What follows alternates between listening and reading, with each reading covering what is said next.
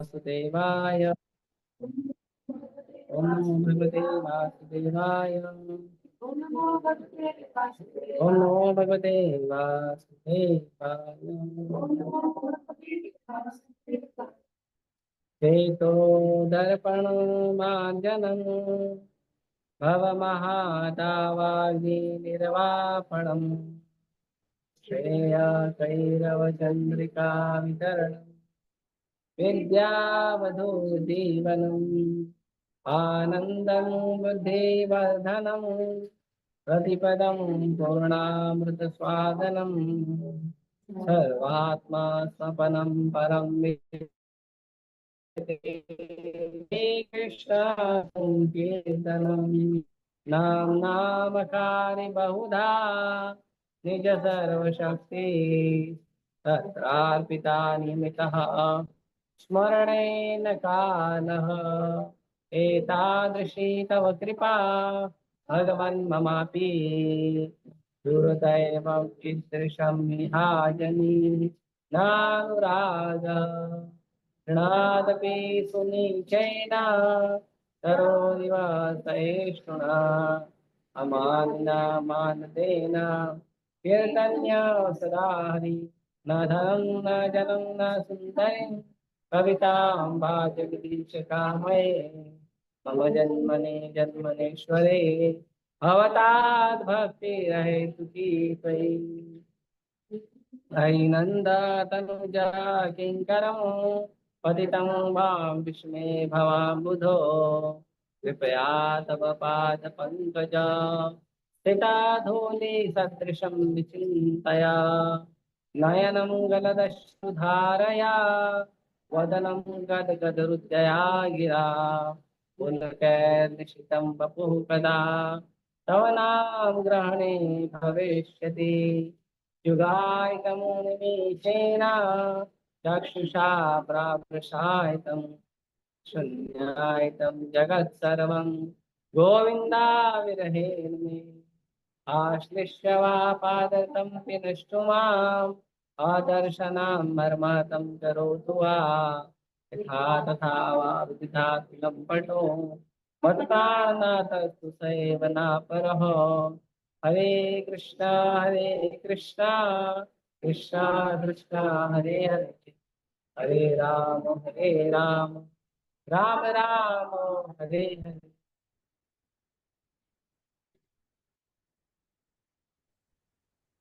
गुड्डू का वो है। ठीक है, 10 मिनट के बाद जाके उसको गुड्डू को ना दोनों को बता दो। 10 काम अपराध। पहला बोलो। हाँ बोलो। दूसरा।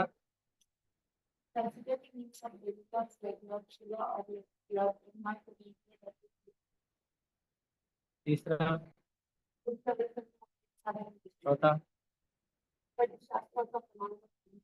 पांचवा। छठा। सातवां। नौवां। आठवां।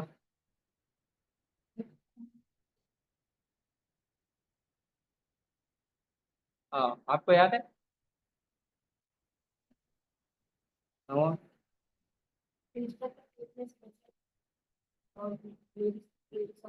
10वां।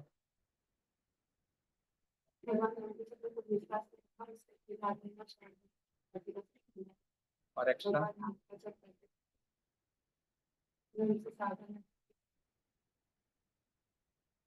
हरे कृष्ण। धन्यवाद। तो अब इस तरह से ही पूछा जाएगा। ठीक है, जो भी इंटरनेट वाले हैं उनको भी याद रहना चाहिए। ये दो वस्तु याद रहना चाहिए, जो भी काउंसलिंग ग्रुप में आ रहे हैं लेक्चर सुनने के लिए उनको ये वस्तु याद रहनी चाहिए। ठीक है, क्योंकि ये +1 स्टेज है, तो +1 स्टेज में आपको ज्यादा से ज्यादा वस्तु याद रहनी चाहिए। ठीक है।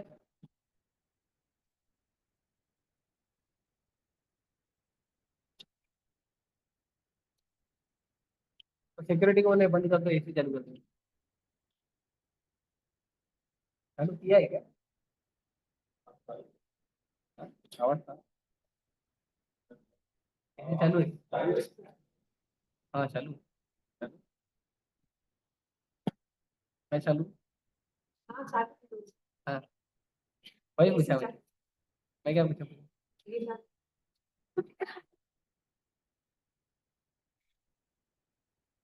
या इथे बसून पण तुम्ही लिस्ट चालेल. चालेल चालेल काय नाही. आज पूर्ण करून घ्या. एक पेज इसको दे दो, ये लिखेगा. एक पेज इसको दे, ये लिखेगा. हाँ हाँ.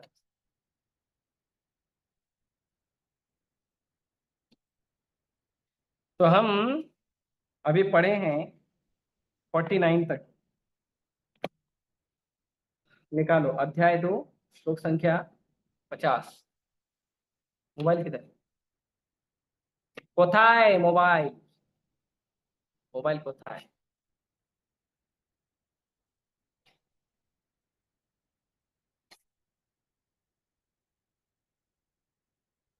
कोথায় मोबाइल? थोड़ा तो सीख. जब बताएगा हमारा 3 दिन में बंगाली सीख लो. 3 दिन. ज्यादा कुछ नहीं. खाबो खाबो बोल लेगा. पानी खाबो, दूध खाबो. हाँ. पानी खाबो, जोल खाबो, जोल खाबो, जोलेरा पोल खाबो. जोलेरा पोल मालूम? नहीं? जल का फल. मछली. इसके लिए वो लोग बोलते हैं मछली जो है वो ये नहीं है क्या, यानी नॉनवेज नहीं है, बोलते जल का फल है. Okay thank you. अमाई. ओके. सो यहाँ पे अब तक हमने देखा कि भगवान यहाँ पे कर्म के सिद्धांत को, जो हम लोग कर्म के सिद्धांत को मानते हैं या समझते हैं साधारण परिस्थिति में, उसको भगवान नकार रहे हैं. ठीक है. तो अभी हम आगे बढ़ेंगे. पहले प्रार्थना कर दें फिर आगे बढ़ें. ठीक है. पाठ शेयर करो. मंगलाचरण. ओम ज्ञानतिमिरान्धस्य ज्ञानाञ्जनशलाकया चक्षुरुन्मिलितं येन तस्मै श्रीगुरवे नमः. श्रीचैतन्यमनोभीष्टं स्थापितं येन भूतले स्वयं रूप कदा मह्यं ददाति स्वपदान्तिकं. वन्देऽहं श्रीगुरो श्रीयुतापदकमलं श्रीगुरो वैष्णवांश श्रीरूपं साग्रजातं सगणरघुनाथान्वितं तं सजीवम् साद्वैतं सावधूतं परिजनसहितं कृष्णचैतन्यदेवं श्रीराधा कृष्णपादान् सह गणललिता श्रीशाखांश नमो विष्णुपादाय कृष्णपृष्ठाय भूतले श्रीमते भक्तिवेदांत स्वामी निति नामिने. नमस्ते सारस्वते देवे गौरवाणी प्रचारिणे निर्विशेष शून्यवादी पाश्चात्य देशतारिणे. नमो विष्णुपादाय कृष्णपृष्ठाय भूतले श्रीमते भक्ति सिद्धांत सरस्वती नामिने. श्रीवार्ष भानवी देवी दयिताय कृपाब्दये कृष्ण संबंध विज्ञान दायिने प्रभवे नमः. माधुर्योज्वल प्रेमाढ्य श्री रूपानुग भक्तिदा श्री गौर करुणा शक्ति विग्रहाय नमोस्तुते. नमस्ते गौरवाणी श्रीमूर्तये दीनतारिणे रूपानुगा विरुद्धा सिद्धांत ध्वांतहारिणे. नमो गौर किशोराय साक्षात् वैराग्यमूर्तये विप्रलम्बरसाम्बोधे पादाम्बुजाय ते नमः. नमो भक्ति विनोदाय सच्चिदानन्दनामिने गौरशक्ति स्वरूपाय रूपानुगमनाय ते गौराविर्भाव भूमे स्वं निर्दिष्टा सज्जन प्रिय वैष्णव सार्वभौम श्री जगन्नाथाय ते नमः. वाञ्छाकल्पतरुभ्यश्च कृपा सिन्धुभ्य एव च पतितानां पावनेभ्यो वैष्णवेभ्यो नमो नमः. नमो महावदन्याय कृष्णा प्रेम प्रदायते कृष्णाय कृष्ण चैतन्य नाम्ने गौरक्षे नमः. पंचतत्वात्मकं कृष्णं भक्तरूप स्वरूपकं भक्तावतारं भक्ताख्यं नमामि भक्तशक्तिकं. हे कृष्ण करुणा सिंधु दीनबंधु जगतपते गोपेश गोपिका कांत राधा कांत नमोस्तुते. जयतां सुरतरोरपङ्गो मम मन्दामतिर्गति मत्सर्वस्य बाधाम्भोजो राधामदन मोहनो दिव्यद्वृन्दारण्यकल्पद्रुमादः श्रीमद्रत्नागार सिंहासनस्थौ श्रीमद् राधा श्रील गोविन्द देवो पृष्ठालिभि सेवमानो स्मरामि. श्रीमान् रासरसारम्भे वंशे भट्टकैस्थितः कर्षन् वेणुसनैर्गोपी गोपीनाथाय शेस्तुनः. तप्तकाञ्चन गौराङ्गी राधे वृन्दावनेश्वरी वृषभानुसुते देवी प्रणमामि हरिप्रिये। जय श्री कृष्ण चैतन्य प्रभु नित्यानंद, श्री अद्वैत गदाधर शिवासादि गौर भक्तवृंद। हरे कृष्णा कृष्णा कृष्णा हरे हरे, हरे राम राम।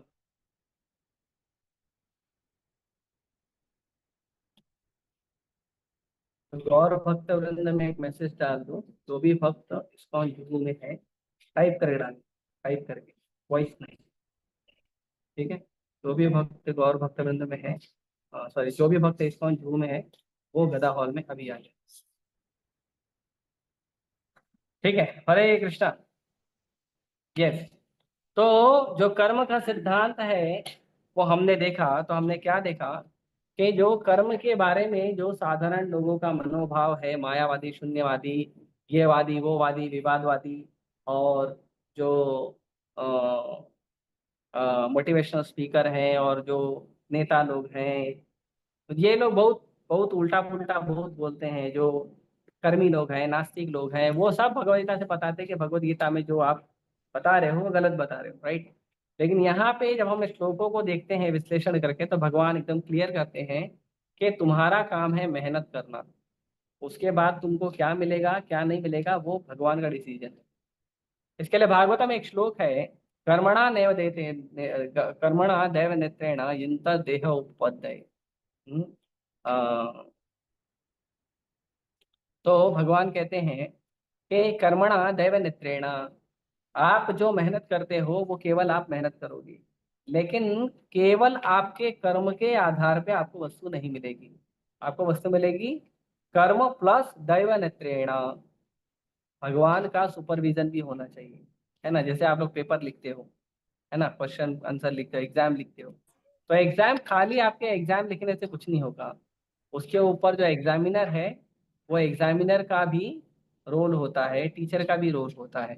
तो वो एग्जामिनर और जो टीचर होता है वो भी उस चीज पर ध्यान देता है कि आपका जो जो भी कार्य है वो उसके अनुसार भी होता है। तो दोनों चीज इंपॉर्टेंट है, सिर्फ मेहनत करना नहीं, मेहनत को भगवान की दृष्टि के अनुसार प्राप्त करना भी इम्पोर्टेंट है। उसके बाद ही मिलेगा, क्योंकि इसीलिए प्रभुपाद जी तुरंत बताते हैं कि कर्म के तीन भाग हैं, सकर्म, विकर्म, अकर्म।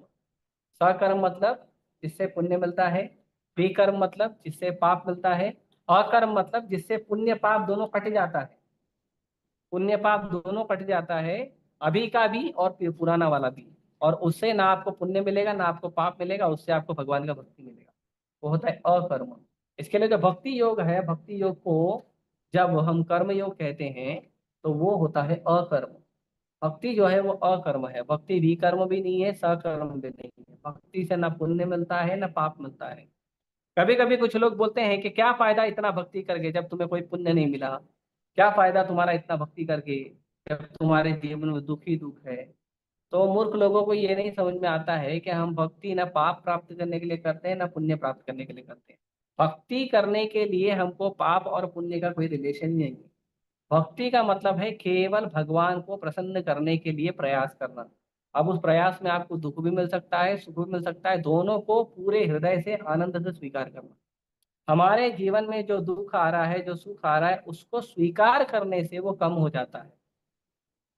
दुख को स्वीकार करोगे तो कम हो जाएगा, सुख को स्वीकार करोगे तो बढ़ जाएगा। लेकिन अगर आपके जीवन में जो दुख आ रहा है और आपने उसको स्वीकार नहीं किया तो क्या होगा, तो वो दुख बढ़कर आएगा। और सुख आ रहा है, स्वीकार नहीं किया, तो आपका वो सुख जो है दुख में बदल जाएगा, है ना। जैसे एक एग्जांपल दे रहा हूँ, जैसे एक बार एक गुरु जी क्लास दे रहे थे। तो गुरु जी जब क्लास दे रहे थे तो क्लास देते समय गुरु जी बता रहे थे कि जो आपके भाग्य में है वो आपको प्राप्त होगा, और वो पक्का आपको प्राप्त होगा, चाहे वो सुख हो या दुख हो। आप उसको, आप उसके लिए आपको अलग से प्रयास करने की जरूरत नहीं है। और आप ये सोचोगे कि मुझे वो वस्तु मुझे ना मिले, ऐसा नहीं होगा। वो आपके भाग्य का है तो आपके पास आएगा ही आएगा। तो उसमें से एक व्यक्ति जो है वो खड़ा हो गया, एक विद्यार्थी या कोई एक व्यक्ति होगा, वो खड़ा हो गया और बोला ऐसा थोड़ी होता, अगर मुझे नहीं चाहिए तो मुझे कैसे मिलेगा। अगर मेरी इच्छा नहीं है, मुझे नहीं चाहिए, तो मेरे भाग्य में है तो मुझे मिल जाएगा, ऐसा थोड़ी होता है। तो गुरु जी बोले देखो आपके भाग्य में है, आपको चाहिए या नहीं चाहिए वो मैटर नहीं होता, आपको मिलेगा ही मिलेगा।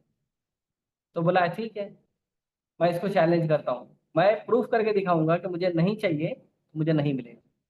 गुरु जी बोले ट्राई करो। कभी भी गुरु को चैलेंज करते हैं ना तो फिर भगवान जो है ना सीरियस हो जाते हैं, तो भगवान डायरेक्ट गुरु के साइड में आ जाते हैं।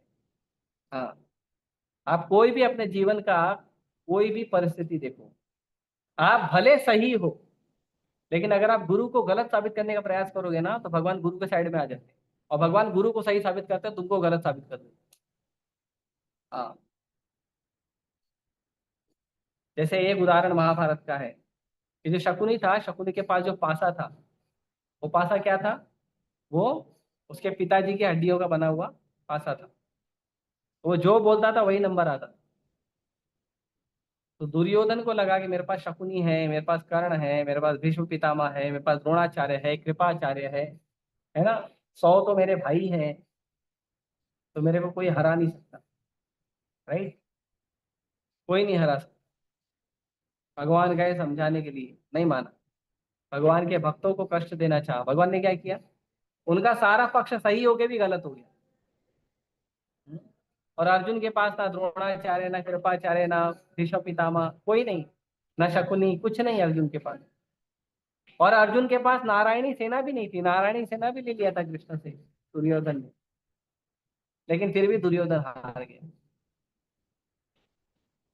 और कृष्ण जी, अर्जुन जी। तो भगवान जो है, भगवान भक्तों के पक्ष में होते हैं। भक्तों को कभी भी गलत साबित करने का प्रयास करना, गुरु को गलत साबित करने का प्रयास करना, ये अपने पैर पे कुल्हाड़ी मारने के समान है, ये सूखे कुएं में कूदने के समान है। उसमें आपका ही हाथ पैर टूटेगा, आपको ही कष्ट होगा, आपको ही परेशानी होगी, भले आप कितने भी इंटेलिजेंट हो, लेकिन मूर्ख आप ही बनो। भक्त भी नहीं बनेगा, गुरु भी नहीं बनेगा। तो इसके लिए हमें, एक बार एक जो दिग्विजय पंडित था, एक दिग्विजय पंडित जो है, वो पूरे दुनिया में घूम रहा था, और पूरे दुनिया में घूम घूम के साधुओं को बोल रहा था कि तुम मुझसे शास्त्रार्थ करो, और अगर तुम मेरे से शास्त्रार्थ करते करते अगर तुम हार गए तो तुम्हें मुझे विजय पत्र लिख के देना पड़ेगा, और अगर मैं हार गया तो मैं तुमको विजय पत्र लेके दूंगा, लिख कर दूंगा, लेकिन शास्त्रार्थ तुमको करना पड़ेगा। और अगर तुमने शास्त्रार्थ नहीं किया, बात शर्त नहीं मानी, तो तुमको क्या करना पड़ेगा, पहले ही विजय पत्र लिख के देना पड़ेगा कि मैं तुमसे हार गया तो शास्त्रार्थ नहीं कर सकता। वो घूमते घूमते आए वृंदावन। वृंदावन में जब वो आए, तो वृंदावन में किसी ने बोला कि यहाँ पे सबसे महान संत भक्त और शास्त्रार्थ करने में निपुण जो है रूप गोस्वामी और सनातन गोस्वामी, उनसे कोई भी पावरफुल नहीं। तो वो चले गए रूप गोस्वामी और सनातन गोस्वामी से शास्त्रार्थ करने के, और वो बहस करने लगा, बोला मेरे को तुमसे शास्त्रार्थ रूप गोस्वामी सनातन गोस्वामी को चैतन्य महाप्रभु ने शास्त्र लिखने के लिए आदेश दिया था। तो रूप गोस्वामी सनातन गोस्वामी बोले ये मूर्ख आदमी से बहस करने से अच्छा है मैं शास्त्र लिखूंगा चुपचाप बैठ के, भगवान की आज्ञा का पालन करो। तो उन्होंने बोला हम आपसे शास्त्रार्थ नहीं कर सकते। तो बोला ठीक है, विजय पत्र लिख के दो, विजय पत्र लिख के दो कि तुम हार गए मैं जीत गया। बोले ठीक है, वो लिख के दे दिया उसको, बोले जा खुश हो जाए। शास्त्रार्थ किया ही नहीं, बिना किया उसको भेज दिया। बड़ा खुश हो गया जा रहा था, और खुश होके जाते जाते जाते सबको पूछता रहा था, तो बात पहुंची जीव गोस्वामी के पास। जीव गोस्वामी व्यासदेव जी के सेकंड व्यासदेव जी कहा जाता है। व्यासदेव जी ने 4 लाख श्लोकों की रचना की है, जीव गोस्वामी ने 5 लाख श्लोकों की रचना की। जीव गोस्वामी बहुत ज्यादा ग्रंथ लिखे थे। तो जीव गोस्वामी को जब पता चला कि उनके गुरु को हराने के लिए ये आदमी गया था और गुरु से विजय पत्र लेकर आ रहा है, तो जीव गोस्वामी उसको रास्ते में मिल गए, बोले इधर आओ। बोले तुम रूप और सनातन के पास गए थे, विजय पत्र लेने गए थे, बहुत ज्ञान है तुमको, बैठो। बोले मैं शास्त्रार्थ। बोले तुम कौन हो? बोले मैं रूप और सनातन का शिष्य हूँ, और तुमको मैं शास्त्रार्थ करूँ। तो इतना उसको बेकार तरीके से हराए, वो विजय पत्र लिखकर जीव गोस्वामी को दे दिया, हार के गए। हालांकि ये बात सनातन गोस्वामी और रूप गोस्वामी को अच्छा नहीं लगा, उन्होंने कहा हम धाम में आए, धाम में भक्तों से बहस नहीं करना चाहिए। खास करके आज जब आप भक्ति के मोमेंट में आ जाओ ना, तो कृष्ण कथा सुनने के लिए और कृष्ण कथा कहने के लिए, भगवान की सेवा के लिए सुनना और कहना चाहिए। भक्तों में आपस में बहस नहीं होनी चाहिए। कुछ लोग ज्यादा जानते हो, तुम ज्यादा जानते हो। हाँ बैठो बैठो, हम बताओ ये बात है, ऐसा है। कुछ लोग ऐसे शास्त्र करने लगते हैं। वो आप कुछ बोलो सिद्धांत नहीं, ऐसा थोड़ी सिद्धांत है, ये सिद्धांत अलग है, वो सिद्धांत अलग है। कुछ लोग है ना घूम घूम के ये बताने लगते हैं लोगों को कि मैंने ज्यादा पढ़ाई की है, मैंने ज्यादा शास्त्र पढ़ा है, मैं ज्यादा अच्छा प्रचार कर सकता हूँ, मैं ज्यादा अच्छा लॉजिक दे सकता हूँ, मैं ज्यादा अच्छा क्या कहते हैं श्लोक बता सकता हूँ, ज्यादा अच्छा रेफरेंस कोट कर सकता हूँ। हाँ, भगवदगीता से, भागवतम से, चैतन्य चरितामृत से, उपदेशामृत से, भक्ति रसामृत सिंधु से, उसके बाद महाभारत से, फिर अलग अलग आचार्यों की टीकाओं से मैं सब कोट कर सकता हूँ, सब बता सकता हूँ। आपको नाम मेरा आता है? नहीं, क्या फायदा? तो शास्त्र ज्ञानी बनने के लिए मत पढ़िए। शास्त्र को पढ़ने का मतलब होता है बुद्धि योग करना, मतलब भगवान की भक्ति करना। शास्त्र पढ़ना भगवान की प्रसन्नता के लिए, भगवान के प्रचार के लिए, वो शास्त्र पढ़ने का मतलब। शास्त्र ज्ञानी बनने के लिए मत पढ़िए। कृष्ण को ज्ञानी पसंद नहीं है, इसीलिए कृष्ण का नाम ज्ञानी वत्सल नहीं है। कृष्ण को ध्यानी भी पसंद नहीं है। कोई बहुत एकदम इंटेंसली जप करता है, "हे कृष्णा, हरे कृष्णा, कृष्णा कृष्णा", एकदम मतलब पूरा भाव में था, कुछ लोग को आंसू आते हैं। हम तो देखते हैं शिक्षाष्टकम में बोला है, नैनम गलत सुधार है आवतरम गदगद उदया गिरा, है ना। अरे प्रभु जी तो शुद्ध भक्त है, प्रभु जी क्या बताओ, बहुत शुद्ध है। हाँ, और उसको सेवा बोलो तो नहीं करेगा। हरे कृष्ण मंत्र का मतलब सेवा मांगना। तो सेवा मांगा, सेवा भगवान ने दिया और किए ही नहीं, क्या फायदा? है ना। तो इसके लिए कभी भी मन में ये भाव नहीं होना चाहिए कि मैं गुरु से बड़ा हो जाऊं या भक्त से बड़ा हो। गुरु आपको आशीर्वाद देंगे कि मुझसे बड़े हो जाओ। गुरु को अच्छा लगता है कि अगर उनका शिष्य उनसे बड़ा होता है, ये गुरु गुरु का खुशी होता है। लेकिन शिष्य ये प्रयास करे कि ठीक है गुरु का खुशी है लेकिन मैं बड़ा बनने का प्रयास जरूर करूं। ठीक है, गुरु का आज्ञा पालन करने के लिए आप प्रयास करिए, ठीक है। भक्ति सिद्धांत महाराज ने 64 गौड़ीय मठ बनाए, प्रभुपाद जी ने 108 गौड़ीय 108 इस्कॉन के सेंटर बनाए। हाँ? और प्रभुपाद जी के शिष्यों ने उससे भी ज्यादा बनाया। प्रभुपाद जी ने 100 बनाया था, 108 बनाया था, उनके शिष्यों ने 800 कर दिया उसको, उससे भी ज्यादा किया। तो गुरु का तो कृपा होता है कि शिष्य उनसे आगे जाए। लेकिन शिष्य के अंदर यह भावना नहीं आना चाहिए कि मैं गुरु से आगे चले। शिष्य का भाव होना चाहिए कि मैं जो भी कुछ कर रहा हूँ ये गुरु का कृपा से हो। तो इसके लिए जो भक्ति है, भक्ति अकर्म है। अकर्म मतलब उसमें कर्म नहीं लगता है, उसमें पाप और पुण्य नहीं लगता है, और पिछला पाप पुण्य भी काट देते हैं। ठीक है। तो अभी हम आज चर्चा करेंगे 50 नंबर श्लोक। क्या बुला लो, रख लो, एक ही भग जाना। तो अभी भगवान यहाँ पे बुद्धि का बात करते हैं। बुद्धि युक्तो जहाति है उभय सुकृत दुष्कृते तस्माद योगा युजस्व योग योग कर्मसु कौशलम। तो भगवान कहते हैं कि जो बुद्धि है, इस बुद्धि युक्त भक्ति में लगा हुआ व्यक्ति, बुद्धि युक्त मतलब बुद्धि को यूज करके जो व्यक्ति भक्ति में लगा है, बंद का दोष पार करो रोक। जो व्यक्ति अ, भक्ति भक्ति कर रहा है बुद्धि के साथ, मतलब बुद्धि लगाकर ही भक्ति करनी चाहिए। अंध श्रद्धालु भक्ति नहीं करनी चाहिए। कोई भी कार्य आप कर रहे हो, गुरु ने बोला, वैष्णव ने बोला, साधु ने बोला, ठीक है उन्होंने बोला आपने कर दिया, लेकिन उसके बाद आपको विचार भी करना चाहिए क्यों हुआ, कैसे हुआ। और करने के बाद गुरु को, वैष्णव को पूछना भी चाहिए ये कैसे हो गया, मेरे को थोड़ा समझाइए, मुझे थोड़ा बताइए। हाँ, शरणागति होनी चाहिए कि उन्होंने बोल दिया था हमने कर दिया। शरणागति होनी चाहिए कि उन्होंने बोला हमने कर दिया, लेकिन उसके बाद उसका विज्ञान भी जानना चाहिए। जैसे किसी ने बोला 12 तिलक लगाना जरूरी, क्यों जरूरी? 12 तिलक का नाम तो पढ़ने बोला है, क्यों बोला, क्यों लगाना चाहिए 12 तिलक, क्यों लगाए? और हाँ, और तो रक्षा करने तो कृष्ण तो ऐसी रक्षा होगा, हरे कृष्ण की जब करो 12 तिलक लगा के ही घूमो।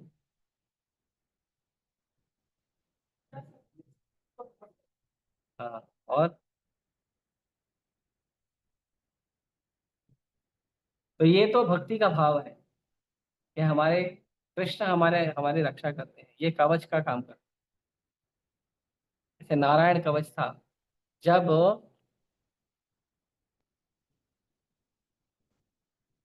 जब इंद्र ने वृत्रासुर को मार दिया था, इंद्र ने वृत्रासुर, वृत्रासुर कौन है? इंद्र ने एक ब्राह्मण का हत्या किया था। तो इंद्र ने जब ब्राह्मण का हत्या किया था तो उसके पीछे ब्रह्म राक्षस लग गया। फिर उसके बाद इंद्र जब वृत्रासुर से युद्ध करने आया, तो फिर इंद्र को जरूरत था कवच, कोई प्रोटेक्शन चाहिए। तो इंद्र नारायण कवच पढ़ के आया। नारायण कवच है भागवतम में, नारायण कवच पढ़ के आया। कवच से रक्षा हो, भगवान का नाम जो है वो हमारे लिए कवच का काम करता है। हमारे ऊपर बहुत सारे आक्रमण होते हैं भौतिक संसार में। कुछ आक्रमण दिखते हैं, कुछ नहीं दिखते। जरूरी नहीं गोला बारूद तलवार इससे ही हो, बहुत सारे सूक्ष्म आक्रमण भी होते हैं। हमारी रक्षा होती है भगवान का नाम जप करने से, तिलक लगाने से शरीर। दूसरा, माता जी ने सही बताया कि हम भगवान को अर्पण करते हैं अपने आप, तो हम तिलक लगाते हैं। तो ये तिलक जो है भगवान के चरण चिन्ह है। ये जो तिलक है ये राधा कृष्ण के चरण है और तुलसी है ना। तो ये भगवान को हम पूरे शरीर पे लगाते हैं। और एक साइंटिफिक ये है कि आपको जो अ, हमारे शरीर में जो चक्र होते हैं ना, चक्र 7 या 8 चक्र होते हैं हमारे शरीर में। वो चक्र एक्टिवेट करने की जरूरत नहीं, सिर्फ रोज 12 तिलक लगाओ, आपके शरीर के सारे चक्र एक्टिवेट हो जाएंगे। वो शक्तिमान देखा था आप लोग, वो चक्र दिखाया था। तो कुछ लोग कुंडलिनी जागरण बोलते हैं उसको। तो सारे के सारे चक्र ऐसे ही एक्टिवेट हो जाते हैं, सिर्फ 12 तिलक रोज लगे। बहुत शक्ति है। कोई भक्ति का कोई भी कार्य इतना सिंपल नहीं है। मतलब सिंपल तो है बहुत, पर इतना छोटा नहीं है। भक्ति के कार्य में बहुत शक्ति है। तो बुद्धि लगाना चाहिए कोई भी काम। जहाती है बुद्धि युक्त, जहाती है उभ उभ सुकृत दुष्कृति। तो भक्ति में जो व्यक्ति लगा रहता है, वो व्यक्ति क्या करता है? वो व्यक्ति अच्छे और बुरे दोनों कर्म से मुक्त हो जाता है। तस्माद योग से युज्यस्व योग कर्म से कौलशम। तो भगवान बोलते हैं तुम क्यों पाप का टेंशन ले रहे हो? अरे जो भक्ति में लगा है उसका सुकृत कर्म और दुष्कृत कर्म दोनों से मुक्त हो जाता है। तो क्या करना है? तस्माद योग से, तस्माद योगा युज्यस्व। इसीलिए तुम योग में लगो। योग मतलब भगवान के लिए युद्ध करना योग है। भगवान के लिए लड़ाई करना योग है, युद्ध है। भगवान के लिए कोई अगर सेवा करते हो तो वो एक योग का काम करता है। और ये कैसा और कैसा काम करना चाहिए? योग कर्मसु कौशलम। तो हमें जो काम करना चाहिए वो योग के लिए करते हैं। योग मिल रहा है या पुण्य मिल रहा है या प्रॉफिट मिल रहा है या लॉस मिल रहा है, या हम जीतने वाले हैं या हारने वाले, नहीं, काम करना चाहिए भगवान की सेवा की भावना से। जो भावना यही होनी चाहिए। भावना जो सिर्फ कर्म की है, वो कभी भी कर्म की भावना ये नहीं होनी चाहिए कि मुझे फायदा मिलेगा या नुकसान, मैं जीतूंगा या हारूंगा।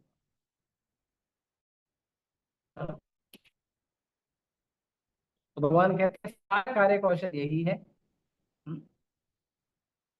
जीवात्मा अनादिकाल से अपने अच्छे बुरे कर्मों को संचित करता रहता है, फलता वह निरंतर अपने स्वरूप से अनभिज्ञ रहता है। इस अज्ञान को भगवत गीता के उपदेश से दूर किया जा सकता है। यह हमें पूर्ण रूप में भगवान श्री कृष्ण की शरण में जाने तथा जन्म जन्मांतर के कर्म फल के श्रृंखला का शिकार बनने से मुक्त होने का उपदेश देता है। तो क्यों क्यों भगवान कह रहे हैं उभय सुकृत दुष्कृते, कि हम अच्छे और बुरे कर्म से भी हम दूर चले जाएं। क्यों अच्छे बुरे कर्म से दूर जाएं? क्योंकि अच्छे और बुरे कर्म के कारण ही हम इस संसार के बंधन में पड़े। संसार के बंधन से बाहर निकलने का प्रयास करें। ऐसे कुछ लोग बोलते हैं संसार में बहुत प्रॉब्लम है, संसार में महंगाई बहुत है, सब अनाज तेल पानी पेट्रोल सब महंगा है, समाज में क्या कहते हैं अपराध है, कहीं चोरी हो रही है, कहीं डकैती हो रही है, कहीं आतंकवाद हो रहा है, गर्मी बहुत है, ठंडी बहुत है। हाँ, घर में झगड़े होते हैं, समाज में झगड़े होते हैं, देश में झगड़े होते हैं, दो देशों में झगड़े होते हैं। तो इतना दुख है संसार में, तो सही बात है, दुख तो रहेगा ना। तुम दुख में मत रहो, तुम भक्ति करो, थोड़ा बहुत दुख सहो, भक्ति करो, निकल जाओ, अगला जन्म कम से कम ठीक करो।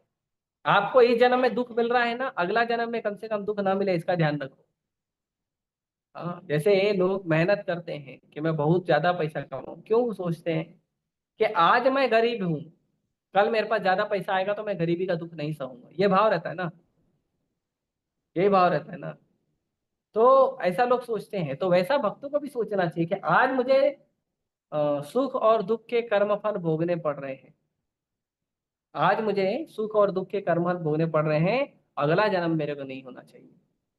ये बुद्धिमान ही है। इसके लिए भगवान बोलते हैं बुद्धि युक्त, बुद्धि लगाओ इस चीज में, विचार करो इस चीज को कि अगले जन्म में मैं कम से कर्म फल ना हो, अगले जन्म में कम से कम मुझे इन सब चीजों का कष्ट ना हो। और अगर कष्ट हो तो भी चलेगा, लेकिन भक्ति में कष्ट चल जाएगा, भक्ति के आनंद में कष्ट का जो भाव है वो तब जाता है, जो हमें कष्ट का अनुभव होता है वो भक्ति के भाव में तब जाता है। हम लोग चर्चा कर रहे थे, हम दो तीन भक्त लोग, ब्रह्मचारी भक्त लोग चर्चा कर रहे थे, हम लोग दो तीन भक्तों का जीवन ऐसा चर्चा कर रहे थे कि इसका जीवन।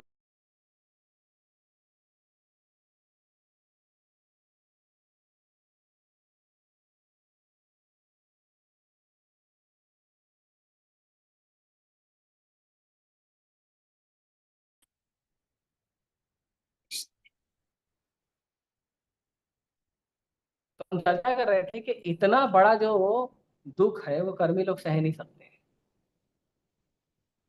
जो भक्ति कर रहे हो ना, भक्ति करने के बाद जो दुख आ रहा है ना, भक्ति आपको दुख सहने की शक्ति दे रहा है। वरना आप उठा के देख लो, जितने भी सोशल मीडिया पे न्यूज आती है, जितनी भी आपको न्यूज मिलती है न्यूज़पेपर में, उठा कर देख, ऐसी ऐसी न्यूज मिलती है ना, इसका कोई हिसाब। हाँ, ऐसा ऐसा न्यूज मिलता है, दुखी हो जाएंगे छोटी छोटी बात पे झगड़े होते। कल मेरे को एक न्यूज आया कि विवाह हो रहा था, विवाह हो रहा था, और अभी विवाह में तो सब पहले से डिसाइड है ना, ये लड़के से शादी होगा, लड़की का ये लड़के से।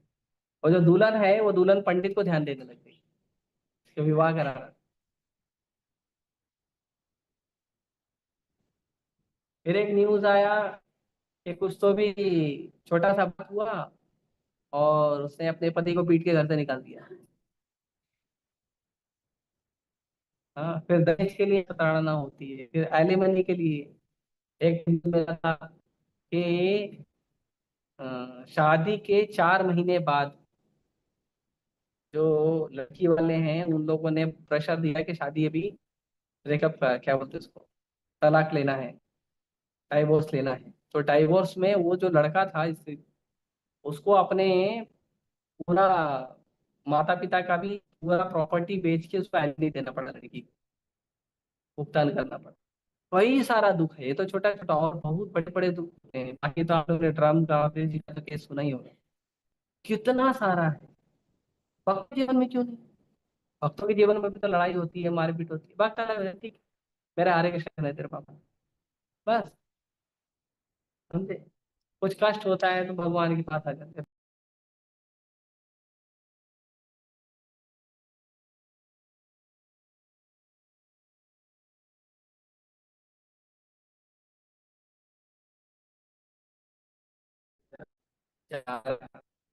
इसी तरह।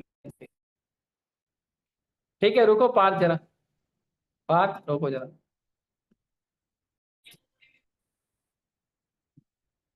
तो आप लोग देखोगे ना, आप लोग के जीवन में भी बहुत सारा दुख आ रहा है।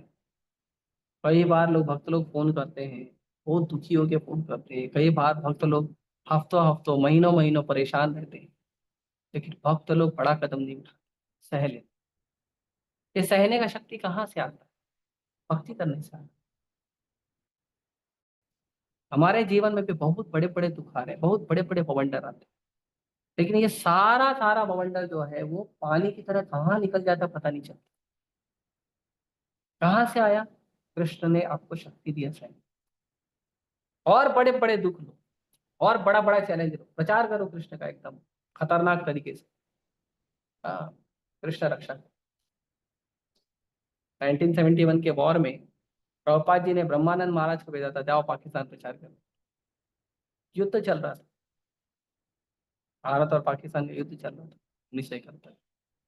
उसी समय हमने 90,000 पाकिस्तानी के सैनिकों को बंदी बनाया था। युद्ध चल रहा था। प्रभुपाद जी क्लास दे रहे थे मुंबई में, आजाद मैदान में। तो एक आदमी खड़े होके बोला, स्वामी जी इतना क्या आप बता रहे हो, आपके अंदर शक्ति है तो जाओ पाकिस्तान प्रचार करके आओ। प्रभुपाद जी बोले, कॉल ब्रह्मानंदा। ब्रह्मानंद महाराज को बोले, जाओ पाकिस्तान प्रचार। ब्रह्मानंद महाराज एक बार भी प्रभुपाद जी को नहीं बोले, प्रभुपाद जी वहां तो युद्ध चल रहा है, कम से कम एक भक्त तो एक्स्ट्रा दो। निकल गए।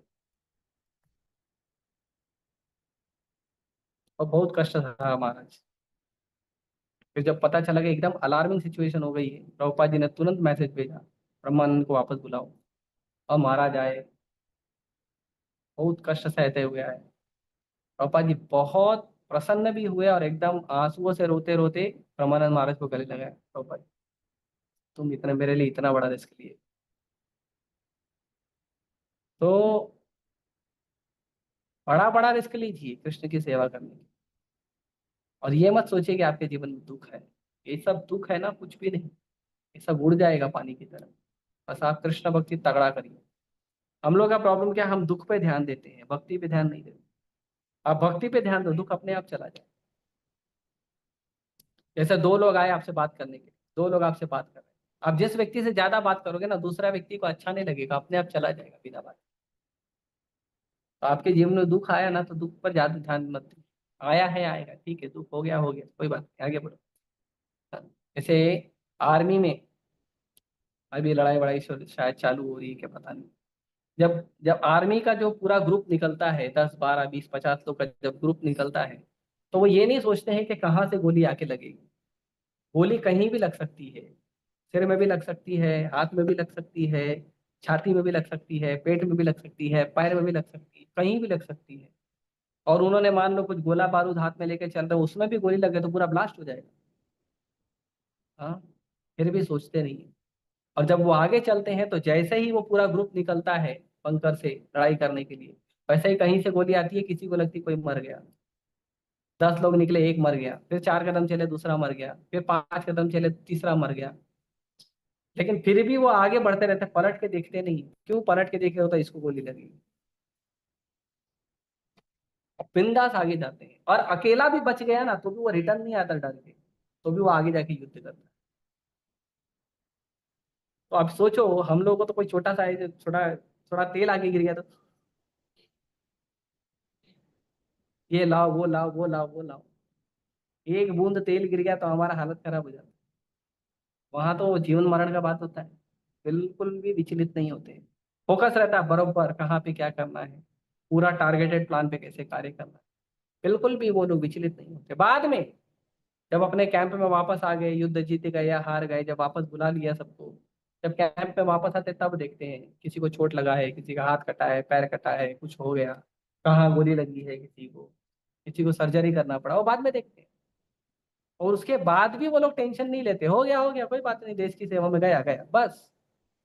आप सोचो इतना उनका एकदम फोकस भी रहता है, और इतना उनका कठोर अपने जीवन में डिसिप्लिन भी रहता है कि छोटी मोटी चीजों का दुख नहीं मनाते, बड़ी बड़ी चीजों का दुख नहीं मनाते। और हम लोग छोटे छोटे, जब प्रभु जी मेरे से बात नहीं किया उसने, मैं जाके उसको 3 बार हरे कृष्णा बोला, एक बार भी प्रभु जी उसने मेरे को हरे कृष्णा रिप्लाई नहीं दिया, देखा भी नहीं। अरे कान में ईयरफोन डाला होगा। नहीं प्रभु जी ईयरफोन नहीं डाला, सुना उसने। लेकिन फिर भी जवाब नहीं, कोई बात नहीं, डिस्टर्ब होगा। तो हम लोग है ना छोटा छोटा चीज को बड़ा बड़ा बवंडर बना। रोजी में प्रसाद सर्विंग करने गया, मेरे हाथ से नहीं लिया, लेकिन दूसरे डिवोटी को बुला के उससे मांगा। क्या है? तो हम, भगवान ऑलरेडी हमें बहुत सारा प्रोटेक्शन दे रहे हैं। छोटा छोटा चीज के लिए हम अपने जीवन में दुख पैदा नहीं करना चाहिए। मैं सुबह से भूखा हूँ, मुझे मालूम है प्रभु जी ने प्रसाद भी नहीं पूछा। अरे तो 25 साल का आदमी, देखो मैं प्रसाद पूछूं? खुद जुगाड़ करके खा लेना चाहिए, कुकिंग करके खा लेना चाहिए। और वो भी उस दिन नहीं बोलेगा, 2 दिन बाद बोलेगा, पता है प्रभु जी ये परसों क्या हुआ था, क्या हुआ था? ऐसे बहुत बड़ा कुछ हो गया हो? प्रभु जी मैं सुबह से भूखा था, आपने प्रसाद नहीं। अच्छा फिर क्या किया? फिर मेरे पास थोड़ा फल रखा था, वो खाया। अरे, खाया ना, लेकिन प्रभु जी आपने तो नहीं पूछा ना। अभी प्रभु जी 2 दिन बाद क्या करेंगे? तो हमारे जीवन के बड़े बड़े दुख के लिए कृष्ण ऑलरेडी प्रोटेक्शन हमको दे रहे हैं। छोटे छोटे दुख को हम अपने आप पैदा कर लेते हैं, अपने आप पैदा करते हैं, और अब इस पागलों की तरह नहीं करना चाहिए। हाँ? जो अच्छा हो गया जीवन में, बुरा हो गया छोड़ो, भक्ति पे फोकस करो, आगे जाओ। आपके जीवन में दुख है ना, कोई बात नहीं, आप ध्यान दो सुबह आपने माला किया कि नहीं ठीक से। आपके जीवन में दुख है ना, कोई बात नहीं, आप ध्यान दो आपने रीडिंग किया कि नहीं 1 घंटा पूरा। नहीं प्रभु जी मैं इतना दुखी था, प्रभु जी मैं इतना डिस्टर्ब था, प्रभु जी मैं रीडिंग ही नहीं किया। क्यों? पागल है? इतना दुखी है, रीडिंग ही नहीं किया, क्यों नहीं किया? रीडिंग कर रहा हूं तो वही ख्याल आ रहा, कोई बात नहीं, कम से कम कृष्ण का शास्त्र तो पढ़ो। नहीं, तो ऐसा नहीं करना चाहिए। उल्टे आपको ज्यादा रिस्क लेना चाहिए कि कृष्ण प्रोटेक्शन कर रहे हैं, let me take more risk for Krishna. प्रचार करना चाहिए लोगों को जा जाके बाहर। आप देखो हमको सीखना चाहिए मुसलमान क्रिश्चियन लोगों से, कैसा कैसा प्रचार करते हैं वो लोग, कहाँ कहाँ जाते हैं। मैं देखता हूँ कई सारे वीडियोस आते हैं, कोई उनको गाली देता है, कोई उनको पीट के भगाता है, फिर भी दूसरे एरिया में चले जाते हैं प्रचार करने। कितना सहते हैं वो लोग। और बात अलग है, उनको पैसा दिया जाता है, उसके लिए वो लोग करते हैं। लेकिन हमको तो पैसे से बड़ा है ना, राधानंद की कृपा मिलेगा प्रचार करोगे तो। कितना रिस्क लेते हैं प्रचार करने वाले दूसरे लोग। वो छोटा सा कोई प्रोडक्ट कोई कंपनी बना देता है, हमारा प्रोडक्ट है लो, तुमको प्रोडक्ट का कीमत 6 रुपया है, 4 रुपया तुम्हारा क्या बोलते हैं, तुम्हारा फायदा है ना, जाके 10 रुपये में बेच लो। कितना मेहनत करते हैं लोग, 12 12 घंटा लोग घूमते हैं सड़क पर, तो चलते हैं बेचने के लिए। क्या बेचते हैं देखा है आपने कभी सड़क पर घूमते घूमते क्या बेचते हैं? हाँ, साबुन बेचते हैं, सर्फ बेचते हैं, और वो कान में करने वाला हो ना, हाँ ईयरबड, वो बेचते हैं, रुमाल बेचते हैं। और ट्रैफिक में देखो, ट्रैफिक में क्या बेचते हैं लोग, किचन बेचते हैं, गुलाब बेचते हैं, मूंगफली बेचते हैं। 12 12 घंटा मेहनत कर। कुछ लोग चाय बेचते हैं, कुछ वड़ा पाव बेचते हैं, आप ट्रेन पे जाओ, स्टेशन पे जाओ, कितना मेहनत करते हैं लोग। किस लिए? 4 कौड़ी के लिए। हम कृष्ण के लिए नहीं करते? कितना रिस्क लेते हैं वो लोग। और पेंट करने वाले लोगों को देखा, 100 100 माले की बिल्डिंग पे एक रस्सी के बल पर अटका रहता है, रस्सी टूटी गया, पेंटिंग करेगा। मैं अंधेरी स्टेशन से आ रहा था, मैंने देखा बहुत कड़क धूप थी, और एक व्यक्ति वहीं कंस्ट्रक्शन का काम कर रहा था, उसको धूप लग रही थी। वो क्या किया था पता है? वो बुलडोजर के छांव के नीचे बैठा था जाके। क्या कर रही, किस लिए? बस 4 पैसा मिले। हम कृष्ण के लिए नहीं कर सकते? हमको आगे बढ़ना चाहिए। जीवन के सुख दुख को छोड़ दो, ये हर जीवन में है, तुम्हारे कर्मों का ही है। आगे बढ़ो, प्रचार करो। मुझे कभी कभी कुछ लोग ज्यादा दुख सुनाते हैं ना, उसको सेवा दे देता हूँ, इसको कॉल करो, उसको कॉल करो, उसको कॉल करो। फिर वो 4 लोग का दुख सुनता है, अरे मेरा तो कुछ है ही नहीं। है। कोई भी व्यक्ति मेरे को दुख सुनाता है ना, सिंपल तरीका, उसको 4 आदमी का नंबर देने का, अपने का फोन करो, फिर वो सबका दुख सुनता है, फिर बोलता है, फिर मेरे को वो क्या करता है पता है, फिर अपना दुख नहीं सुनाता है। प्रभु जी ये डिवोटी नंबर 1 उसका ये दुख था, प्रभु जी ये प्रॉब्लम था, devotee number 2, devotee number 3, devotee number, हाँ और कुछ बोलना नहीं प्रभु जी, बस यही हो गया सेवा प्रभु जी, बस अपना दुख सुनाते ही नहीं फिर। हाँ, है ना। आगे कहते हैं, कर्मजम बुद्धि युक्ता ही फलम त्यक्त्वा मनीषिणम जन्म बंधन विमुक्ता पदम गच्छन्ति नामयम्। भगवान कहते हैं इस तरह भगवत भक्ति में लगे रहकर बड़े बड़े ऋषि मुनि अथवा भक्तगण अपने आप को इस भौतिक संसार के कर्म के फलों से मुक्त कर लेते हैं। इस प्रकार वे जन्म मृत्यु के चक्र से छूट जाते हैं और भगवान के पास जाकर उस अवस्था को प्राप्त कर लेते हैं जो समस्त दुखों से परे है। तो अभी अर्जुन अर्जुन बोलेगा भगवान कुछ एग्जाम्पल भी है, आप इतना बोल रहे हो। तो भगवान यहाँ पे एग्जाम्पल दे रहे हैं कि ऐसे कर्म करते हुए, ऐसे सकाम कर्म करते हुए बुद्धि लगा के, यहाँ पे बुद्धि युक्तो लिखा है, यहाँ पे बुद्धि युक्तो लिखा है। भगवान ने नहीं बोला कि आंख बंद करके बिना बुद्धि लगा के, नहीं, बुद्धि लगा के कर्मजम बुद्धिता ही, यहाँ पे कहा है बुद्धि युक्तो जहाती हो, बुद्धि लगा के शास्त्रों को पढ़ के, गुरु से बात करके, गुरु के आदेशों को सुन के, गुरु के वचनों को सुन के, उसमें सारे वचनों को शास्त्रों को पढ़ के विचार करने के बाद आप जब कृष्ण की सेवा करोगे तब क्या होगा, फलम त्यक्त्वा मनीषिण, सारे फलों से मुक्त हो जाओगे। क्या होगा उस फल से मुक्त, उस फल की मुक्ति का क्या फल है, जन्म कर्मा विनिर्मुक्त, जन्म आपके जन्म का जो बंधन है उससे मुक्त हो जाओगे। और कहाँ जाओगे, पदम गच्छन्ति अनामयम, ऐसे जगह पे जाओगे जहां पे सुख और दुख नाम का कोई वस्तु ही नहीं, जहां पे केवल आनंद है, कृष्ण भक्ति का आनंद। हम्म। अभी इसी को प्रभुपाद जी बहुत सुंदर श्लोक में बता रहे हैं, श्रीमद् भागवतम के, बहुत सुंदर, इसको याद कर सकते हैं आप। ठीक है, बोलिए मेरे साथ, समाश्रिताये पद पल्लवाप्लवम्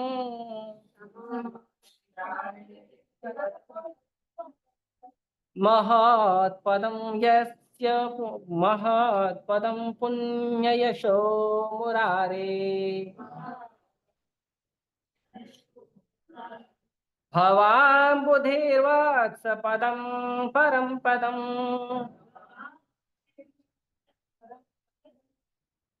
पदं पदं यद् विपदां न तेषाम्।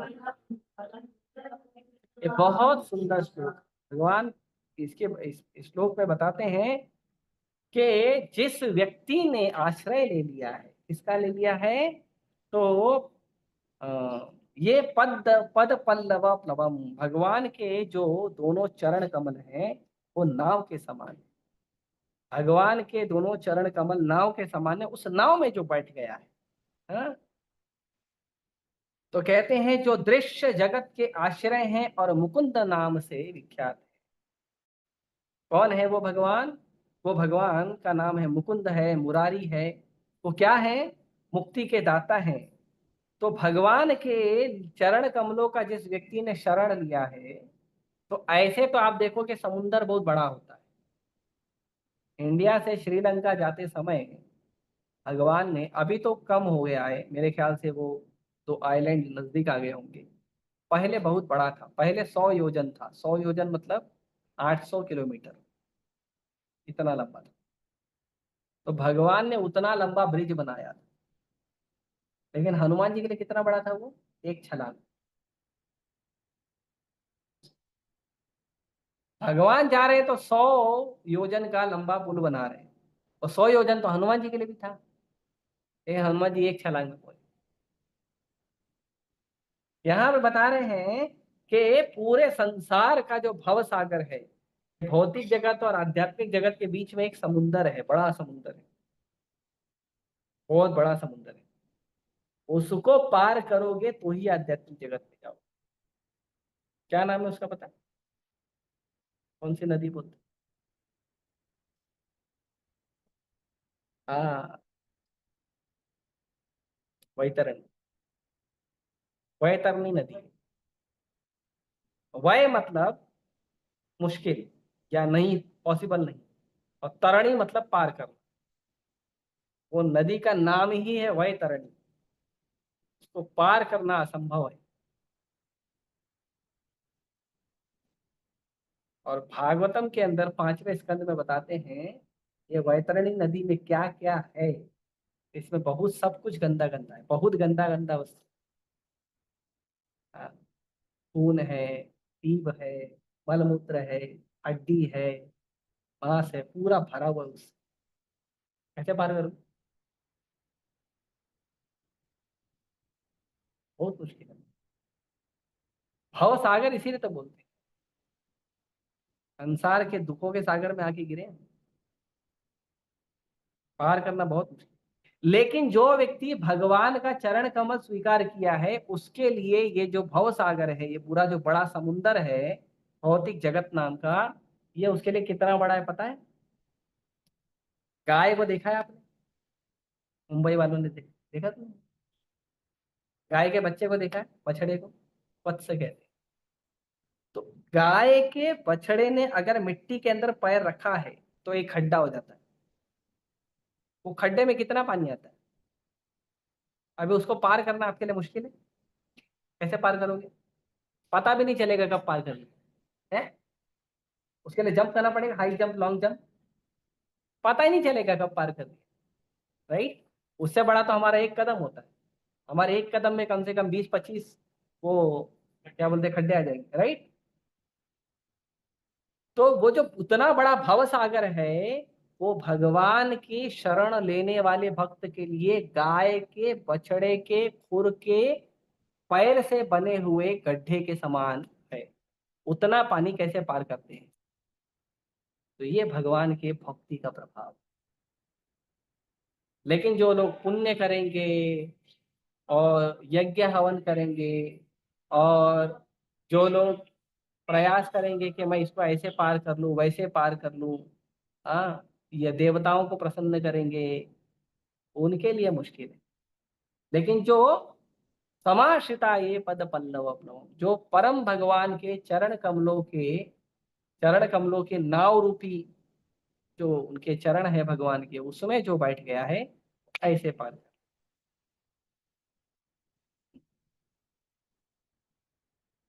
उसका लक्ष्य परम पद है, अर्थात वह स्थान जहाँ भौतिक कष्ट नहीं है या कि वैकुंठ है। वह स्थान जहाँ पद पद पर संकट हो। ये जो भौतिक संसार है, ये क्या है? पदम पदम यत विपदाम। ये भौतिक संसार में क्या, हर कदम पे प्रॉब्लम्स है। एक प्रॉब्लम आपने सॉल्व करके ऐसे किया, उतने में दूसरा आ जाएगा। और कभी कोई तो सांस लेने का ही मौका नहीं मिलता। एक प्रॉब्लम खत्म तो दूसरी खड़े रहती है, मैं भी हूँ। दूसरी खत्म तो तीसरी खड़े रहते हैं, मैं भी हूँ। प्रॉब्लम कभी खत्म नहीं होगी। लेकिन कहते हैं न तेषाम, उस व्यक्ति को कोई प्रॉब्लम नहीं होगी जो भगवान के चरण कमलों को स्वीकार किया। इसीलिए अपना अज्ञान उपयोग नहीं करना चाहिए। शरीर के सुख दुख, संसार के सुख दुख, घर परिवार का सुख दुख, पढ़ाई में सुख दुख, धंधे में सुख दुख, पैसा कमाने में सुख दुख, छोड़ दो इसको, ज्यादा टेंशन मत लिया करो। पूरा ध्यान दो आपका नाम जब पूरा है कि नहीं। पूरा ध्यान दो आपका भागवत श्रवण हो रहा है या नहीं, ग्रंथों को पढ़ रहे हो या नहीं। पूरा ध्यान दो आप भक्तों से मिल पा रहे हो या नहीं, हफ्ते में 1 दिन 2 दिन। इसका ध्यान दो। बाकी ध्यान मत दो। बाकी ध्यान किसी काम का नहीं, बाकी ध्यान आपको केवल दुख देगा।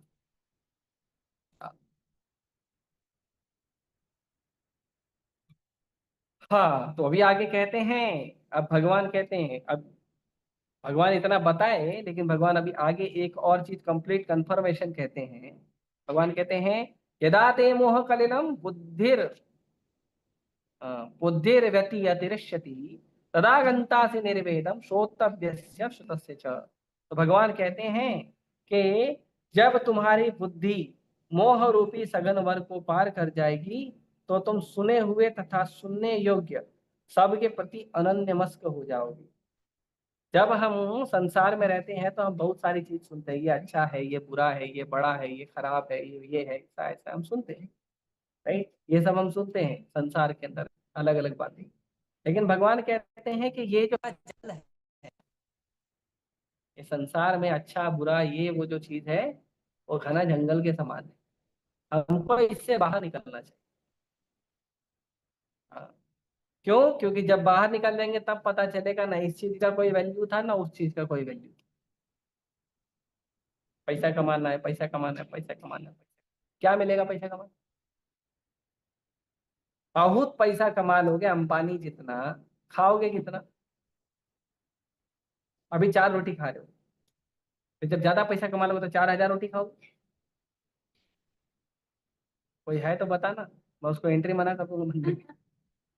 4,000 रोटी वर्कर का सारा रोटी खा जाएगा। नहीं ना। अभी आप 6 घंटा सोते हो, ज्यादा पैसा कमाओगे तो 24 घंटा सोओगे। फिर अभी 3x6 में हमारा बेड का एरिया पूरा हो जाता है, 3 फुट बाई 6 फुट, उतने में हम आराम से सो सकते हैं। ज्यादा पैसा कमाओगे तो 5 घर खरीदोगे, 10 घर खरीदोगे, सब घर में सोओगे अपना एक्सपांशन करके। ये कृष्ण ने एक्सपांशन किया वैसे। हाँ, नहीं ना, 3x6 में ही सोओगे ना। नहीं, आज इस घर में, संडे इस घर में, मंडे उस घर में, ट्यूसडे उस घर में, ना 1 तारीख को इस घर में, 2 तारीख को उस घर में, 3 तारीख को इस घर में, तो बाकी बाकी 29 दिन क्या करोगे? बाकी 29 दिन घर में कॉकरोच रहेंगे, उस घर में और भी छोटे छोटे जीव जंतु रहेंगे। नहीं, कुछ तो लोग कुत्ता तो एक पाल ही लेते हैं, एक सिक्योरिटी गार्ड पाल लेते हैं। घर खरीदा तुमने, रहता कौन है? Security guard.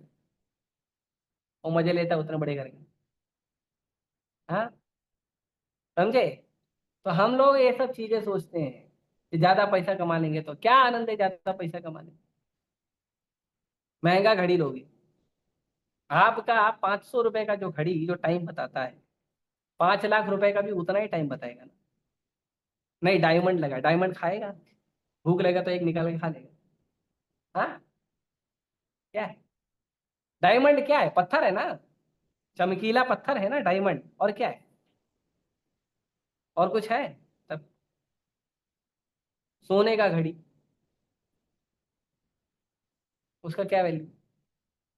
वो कोई तो भी मूवी में दिखाया था ना, मेरा 500 रुपए का घड़ी और तुम्हारा 5 लाख का घड़ी, उसका एक ही वैल्यू है। राइट। ज्यादा आप पैसा कमा लोगे तो क्या खाओगे? दाल भाई सब्जी रोटी अभी खा रहे, बाद में क्या? 56 भोग रोज खाओगे? चलो गोविंदा, मैं आपको गोविंदा का जो थाली है, 1 हफ्ता बैक टू बैक सुबह शाम देता हूँ, खाओगे? 2 दिन में बोर हो जाओगे। और खुश हो रहा प्रभु जी, मैं मेरा नंबर लगाओ प्रभु जी, क्लास के बाद मिलना। खाओगे? अनलिमिटेड थाली, सुनने को कितना अच्छा लगता है, महाराज भोग थाली, राजभोग थाली, 56 भोग, कितना अच्छा। अरे खाली कृष्ण खा सकते हैं, तुम नहीं खा सकते हो। तुम क्या करोगे? 4 रोटी का कैपेसिटी, ज्यादा से ज्यादा छह छह खाओ। एक कटोरी चावल का कैपेसिटी, ज्यादा से ज्यादा 2 कटोरी खाओ। क्या खाओगे? ज्यादा से ज्यादा 2-4 आइसक्रीम खा लोगे, 1-2 गिलास मैंगो जूस पी लो, और क्या करोगे? हाँ, 2-4 पकौड़े खा लोगे, 2-4 थाली खाओगे क्या? भीम हो क्या? भीम कर्मा मेरे को तेरा, नहीं ना। एक भीम खाता था, एक बकासुर खाता था। भीम तो खा के भगवान का सेवा करता था, बकासुर नहीं करता था। तो आप क्या बनोगे? राइट। तो हमें संसार के इस मोह में नहीं रहना है कि ज्यादा पैसा कमाने से अच्छा बनेंगे, ज्यादा सुंदर बनने से अच्छा बनेंगे, ज्यादा टिकटॉक पे वीडियो बनाने से अच्छा बनेंगे, रील्स बनाने से अच्छा बनेंगे। कुछ नहीं अच्छा बनोगे, अच्छे बनोगे जब आप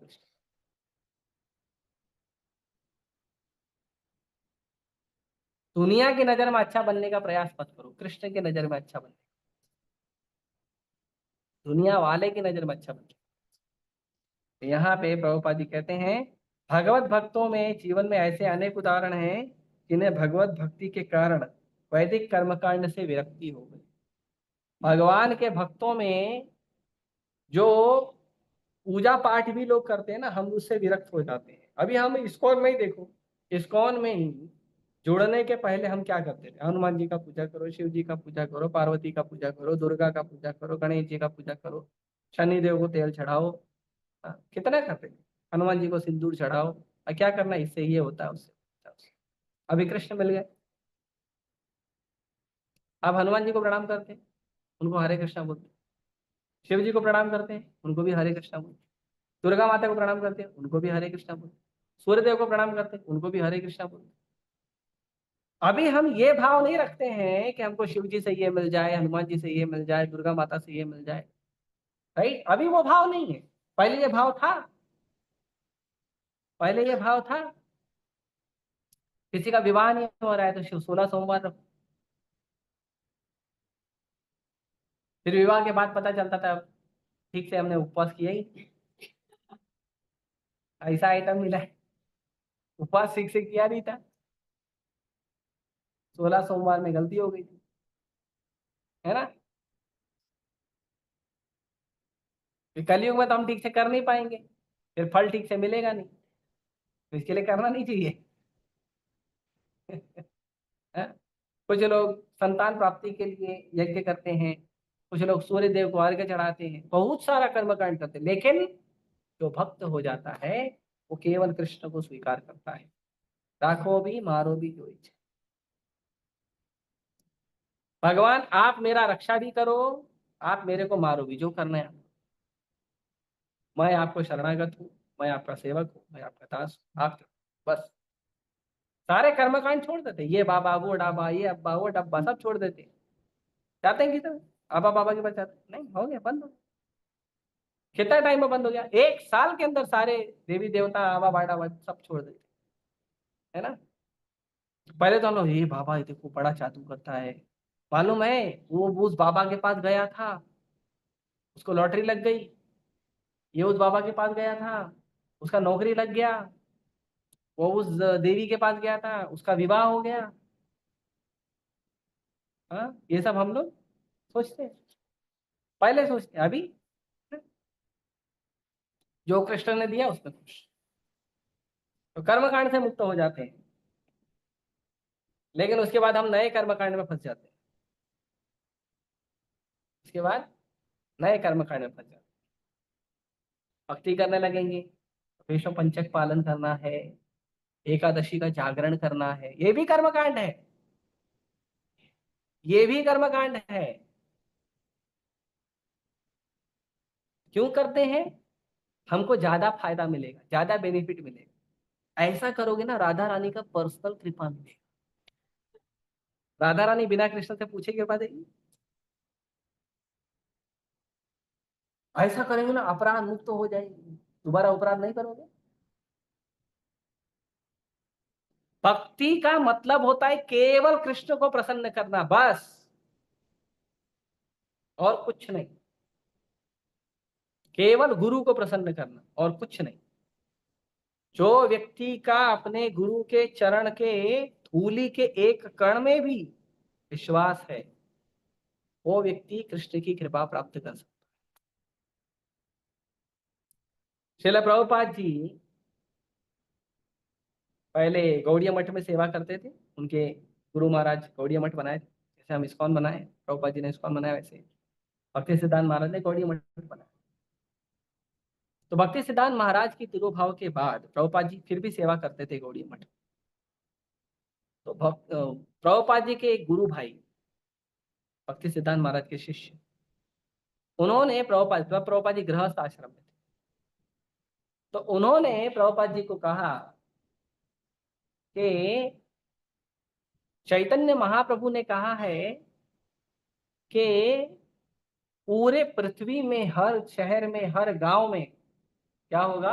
हरे कृष्ण महामंत्र का प्रचार हो। तो जब तक गुरु महाराज थे, मतलब जब तक भक्ति सिद्धांत सरस्वती ठाकुर महाराज थे, तब तक तो ये लगता था कि हो जाएगा। अब भक्ति सिद्धांत महाराज नहीं है, तो शायद महाप्रभु का ये जो वाणी है सत्य नहीं, ऐसा मुझे लगता है। तो प्रभुपाद जी अगर ऐसे बोले, ऐसा थोड़ी है, नहीं और दूसरे कोई आचार्य प्रकट होंगे तो बुरा लगेगा ना, ऐसा थोड़ी हमारे गुरु महाराज कम थे, नहीं। प्रभुपाद जी का उत्तर सुन, प्रभुपाद जी ने कहा जिस भी व्यक्ति को, जिस भी शिष्य को अपने गुरु महाराज के चरण धूलि के एक कण पे पूरा विश्वास होगा, वो चैतन्य महाप्रभु की वाणी को सफल करके दिखाएगा।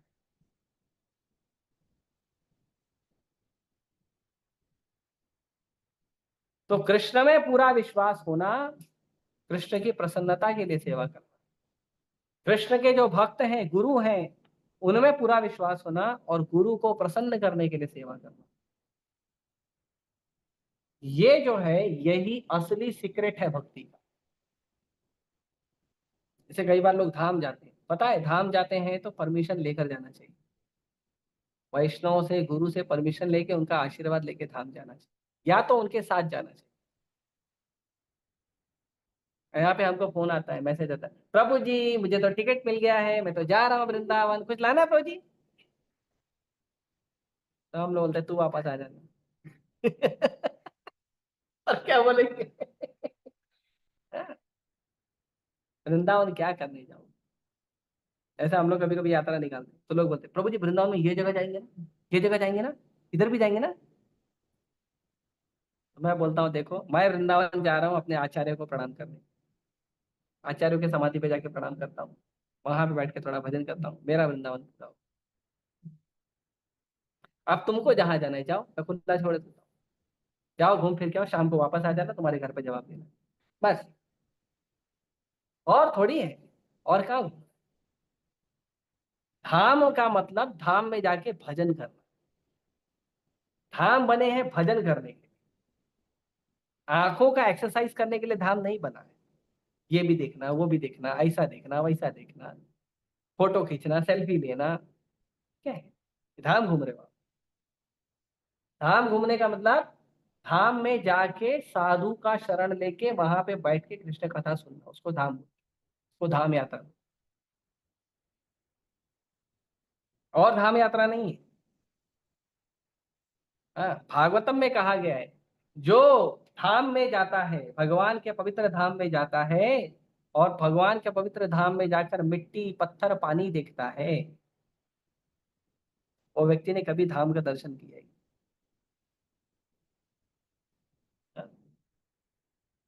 उसीलिए उस व्यक्ति को गो खराब, उस व्यक्ति को गाय और गधा कहा जाता है। तीर्थ बुद्धे सलिल न करे जनेशु अभिज्ञेशु स एव कुखर।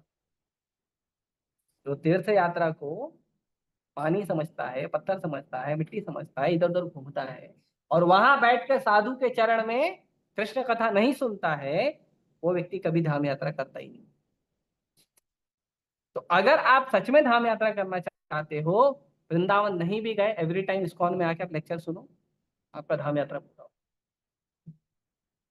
प्रभुपाद जी के शिष्य लोग तो अमेरिका में थे, लंदन में थे, न्यूयॉर्क में थे, कहाँ कहाँ, चाइना, रशिया में थे, उनका धाम यात्रा हो गया, प्रभुपाद जी के चरणों में बैठ के कथा सुनो।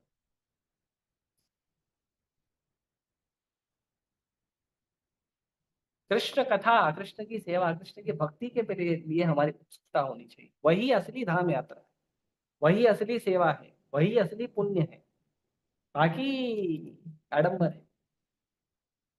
हाँ, इसीलिए भक्ति में आके भी हम कर्म कांड में फंस जाए तो फिर इससे क्या बेकार। भक्ति में आके कर्म कांड,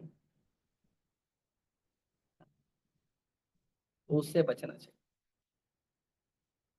हाँ, तो माधवेंद्रपुरी कहते हैं कि भक्त परंपरा के महान भक्त तथा आचार्य माधवेंद्रपुरी कहते हैं, संध्या वंदन भ्रमस्तु भवतो, भो स्नान तुभ्यं नमो, भो देवा पितरश्च तर्पण विधो नाहं क्षम्यतां यत्र क्वापि निषिद यादव कुलोत्तमस्य कंसदुषः स्मारं स्मारमघं हरामि तदलम मन्ये के मन्ये में। कहते हैं, हे मेरी त्रिकाल प्रार्थनाओं तुम्हारी जय हो, हे स्नान तुम्हें प्रणाम है, हे देव पितृगण अब मैं आप लोगों के लिए तर्पण करने में असमर्थ हूँ, अब तो जहां भी मैं बैठता हूँ यादव कुल वंशी कंस के हंता श्री कृष्ण का स्मरण करता हूँ, और इस तरह से मैं अपने पापमय बंधन से मुक्त हो सकता हूँ। मैं सोचता हूं कि मेरे लिए यही पर्याप्त। क्या कह रहे हैं? हे स्नान, हे प्रार्थनाएं, पितृगण, मैं आपका सेवा नहीं करूंगा। मैं क्या करूंगा? मैं केवल भगवान कृष्ण का गुणगान सुनूंगा, उनके चरणों के आश्रय में सेवा करूंगा, बस। इसीलिए जो व्यक्ति गुरु के मार्गदर्शन में निष्ठा पूर्वक सेवा करता है, वो व्यक्ति का सारा तीर्थ स्नान, सारा यज्ञ तप ज्ञान सब पूरा हो गया है, उसको और कुछ नहीं करना।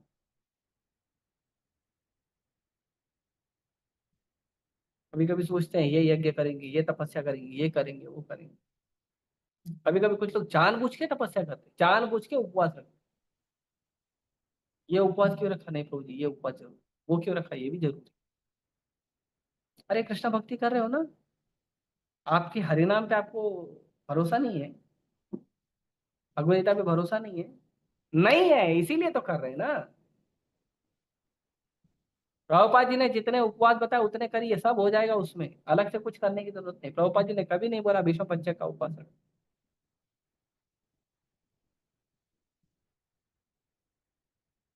प्रभुपाद जी ने कभी नहीं बोला वो भगवद गीता का एक अध्याय है ना, क्या नाम उसका, पुरुषोत्तम योग।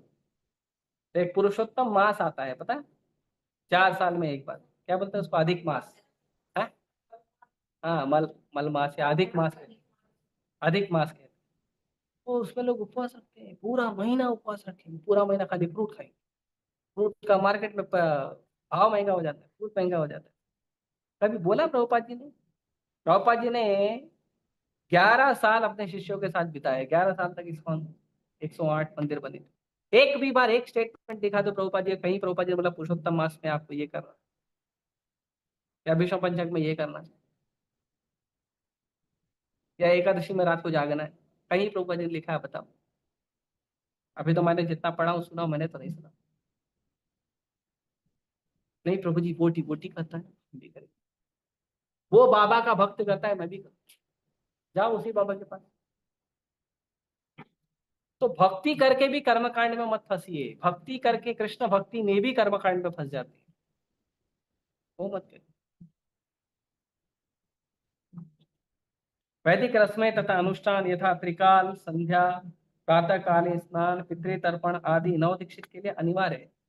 जो नए नए भक्त है उनके लिए जरूरी है कि वो वैदिक नियमों का पालन करे और गायत्री करे। त्रिकाल संध्या मतलब जो गायत्री होता है, 3 बार गायत्री जप करें, सुबह सुबह स्नान करे, पितृ तर्पण करे, ये सब जरूरी है। जो भी इस्कॉन के नियम है, सब सब नियम के जरूरी। लेकिन जो भक्त निष्ठ हो गया है उसके लिए ये सब जरूरी नहीं। इसीलिए भक्ति भी 2 प्रकार की होती है। एक होती है वैदिक भक्ति, एक होती है रागानुगा भक्ति। अभी इसमें डिफरेंस समझिए। वैदिक भक्ति का मतलब होता है, अभी आप भक्ति में नए हो तो आपको सारा नियम कानून पालन करना पड़ेगा। सुबह 4 बजे उठना, स्नान करना और भगवान का नाम जप करना, मंगला आरती करना, गुरु पूजा करना, श्रृंगार आरती करना, ये सब सब करना। भागवत सुनना, लेक्चर सुनना, प्रचार करना, पुस्तक वितरण करना, सफाई करना, झाड़ू पोछा करना, कुकिंग करना, बर्तन साफ करना, भगवान की बहुत सारा सेवा। तो जो वैदिक भक्ति करते हैं उनके लिए सारे नियम कानून, और ये नियम कानून को पालन करते करते करते करते करते करते हमें कृष्ण से आकर्षण होता है। ऐसा नहीं पहले ही दिन हमने कृष्ण का भक्ति शुरू किया, पहले ही दिन हरे कृष्णा जी क्या, हाँ कृष्ण मेरे हैं, मैं कृष्ण का हूँ।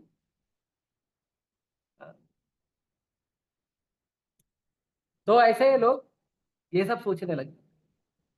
रागानुगा भक्ति में ये सब होता है।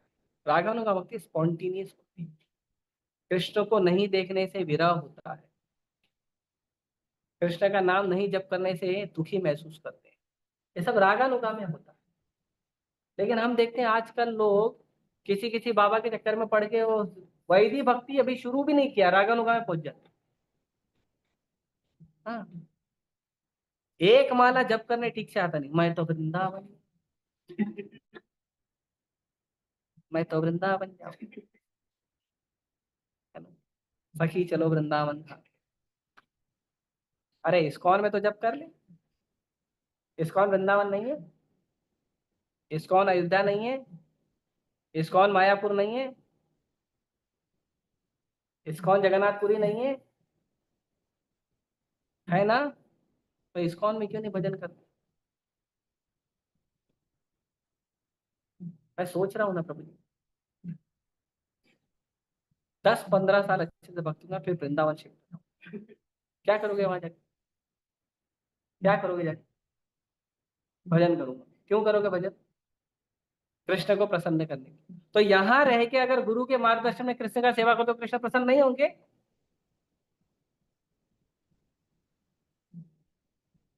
हम भी कर्मकांड में लगे। वृंदावन में अच्छा भजन होता है। अरे यही मोबाइल बंद करके जब करो अच्छे से भजन होगा। प्रॉब्लम हमारा यही है। और वृंदावन में भी एक हाथ में माला और दूसरे हाथ में मोबाइल रखेगा तो वृंदावन में भी भजन नहीं होगा। हाँ, नहीं तो जब यात्रा में आओगे तो ट्राई कर लेना। पहले तो मोबाइल को बंद करो आप, जब करते समय, भागवत पढ़ते समय, लेक्चर सुनते समय। वो तो हमारा बंद होता नहीं। वृंदावन में भी 5G नेटवर्क लगता है। कैसे भजन लगे, मन लगेगा आपका भजन करने? तो हमें पहले वैदिक भक्ति, चाहे वो वृंदावन हो, चाहे वो कोई धाम हो, चाहे वो कोई धाम न हो, हमें पहले भक्ति के नियमों को पालन करना सीखना चाहिए। भक्ति के नियमों के प्रति, गुरु के वचनों के प्रति हमें पहले श्रद्धा दिखाना चाहिए, उसमें सेवा करना चाहिए, उसमें दृढ़ता दिखाना चाहिए। पहले ये सब करना सीखो।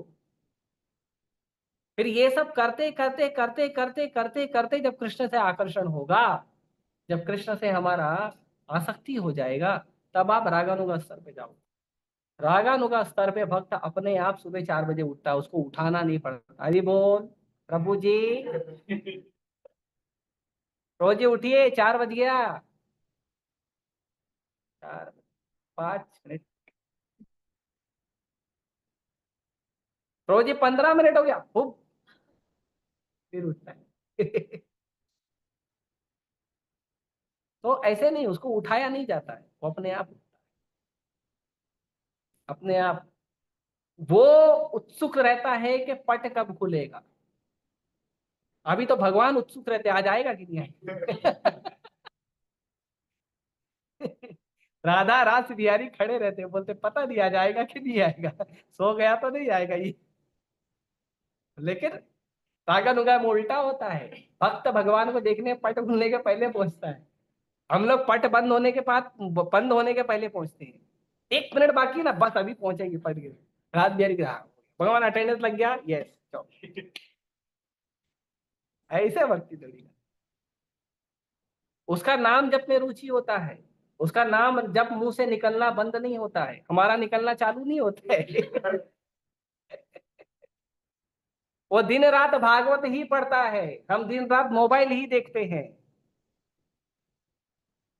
देवी नंदन प्रभु बता रहे थे, परम पूज्य राधा गोविंद गोसाई महाराज के साथ महाराज जब भागवत पढ़ते थे, इतना भागवत में रुचि था कि महाराज के हाथ में हमेशा भागवत ही रहता था।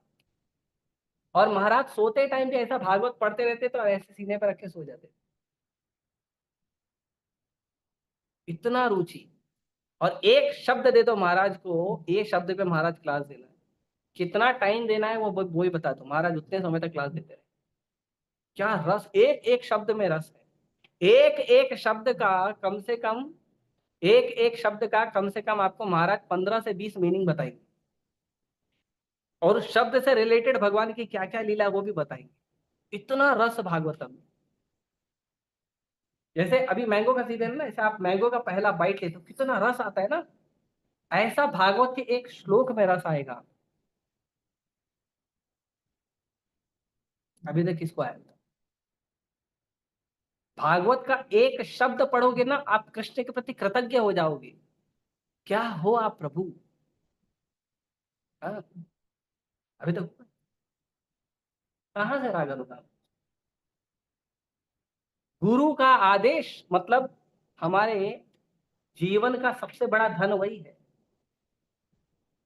तो जो रागानुगा स्तर में आता है वो केवल गुरु ने बोल दिया, बस गुरु के आदेश को हृदय से लगा के जीवन भर घूमता है, पूरा करने का प्रयास करता। प्रभुपाद जी को भक्ति सिद्धांत महाराज ने एक बार बोला था, पैसा आएगा तो पुस्तक छापना। प्रभुपाद जी ने उसको लाइफ एंड सोल बना लिया। प्रभुपाद जी को एक बार बोला था कि अंग्रेजी भाषा में जाके प्रचार करना। प्रभुपाद जी सीधा विदेश चले गए, 70 साल की उम्र तक वेट की। प्रभुपाद जी को भक्ति सिद्धांत महाराज ने जब बोला था 1922 में बोला था, और 1922 के एक बार के आदेश को प्रभुपाद जी ने संभाल के रखा था। 1965 में प्रभुपाद जी ने अमेरिका में कदम रखा, 22 से लेके 65 तक। तब तक प्रभुपाद जी अपने गुरु के आदेश को पकड़ के रखे थे कि गुरु महाराज ने कहा है विदेश जाके प्रचार कर। ये रागानुगा वक्त ऐसे होता। तो रागानुगा मतलब स्पॉन्टेनियस भक्ति, ऑटोमेटिक भक्ति। भक्ति करने के लिए आपको बोलना नहीं पड़ेगा। आपको कोई आके पूछेगा नहीं प्रभु जी माता जी 16 माला पूरा हुआ कि नहीं, नहीं पूछेगा, कभी नहीं पूछेगा। और वो उसको पता है कि पूछने की जरूरत नहीं है, वो 64 के ऊपर ही करता है, पूछने की जरूरत ही नहीं है भक्तों को। रागानुगा स्तर में हमारा हाथ जो है ना कभी खाली नहीं रहेगा। आप मुझे परम पूज्य गोपाल कृष्ण गोसाई महाराज का एक फोटो दिखा दो जहां हमारा लेक्चर नहीं दे रहे हो और कोई सेवा नहीं कर रहे हो और उनके हाथ में माला ना हो, एक फोटो दिखा दो।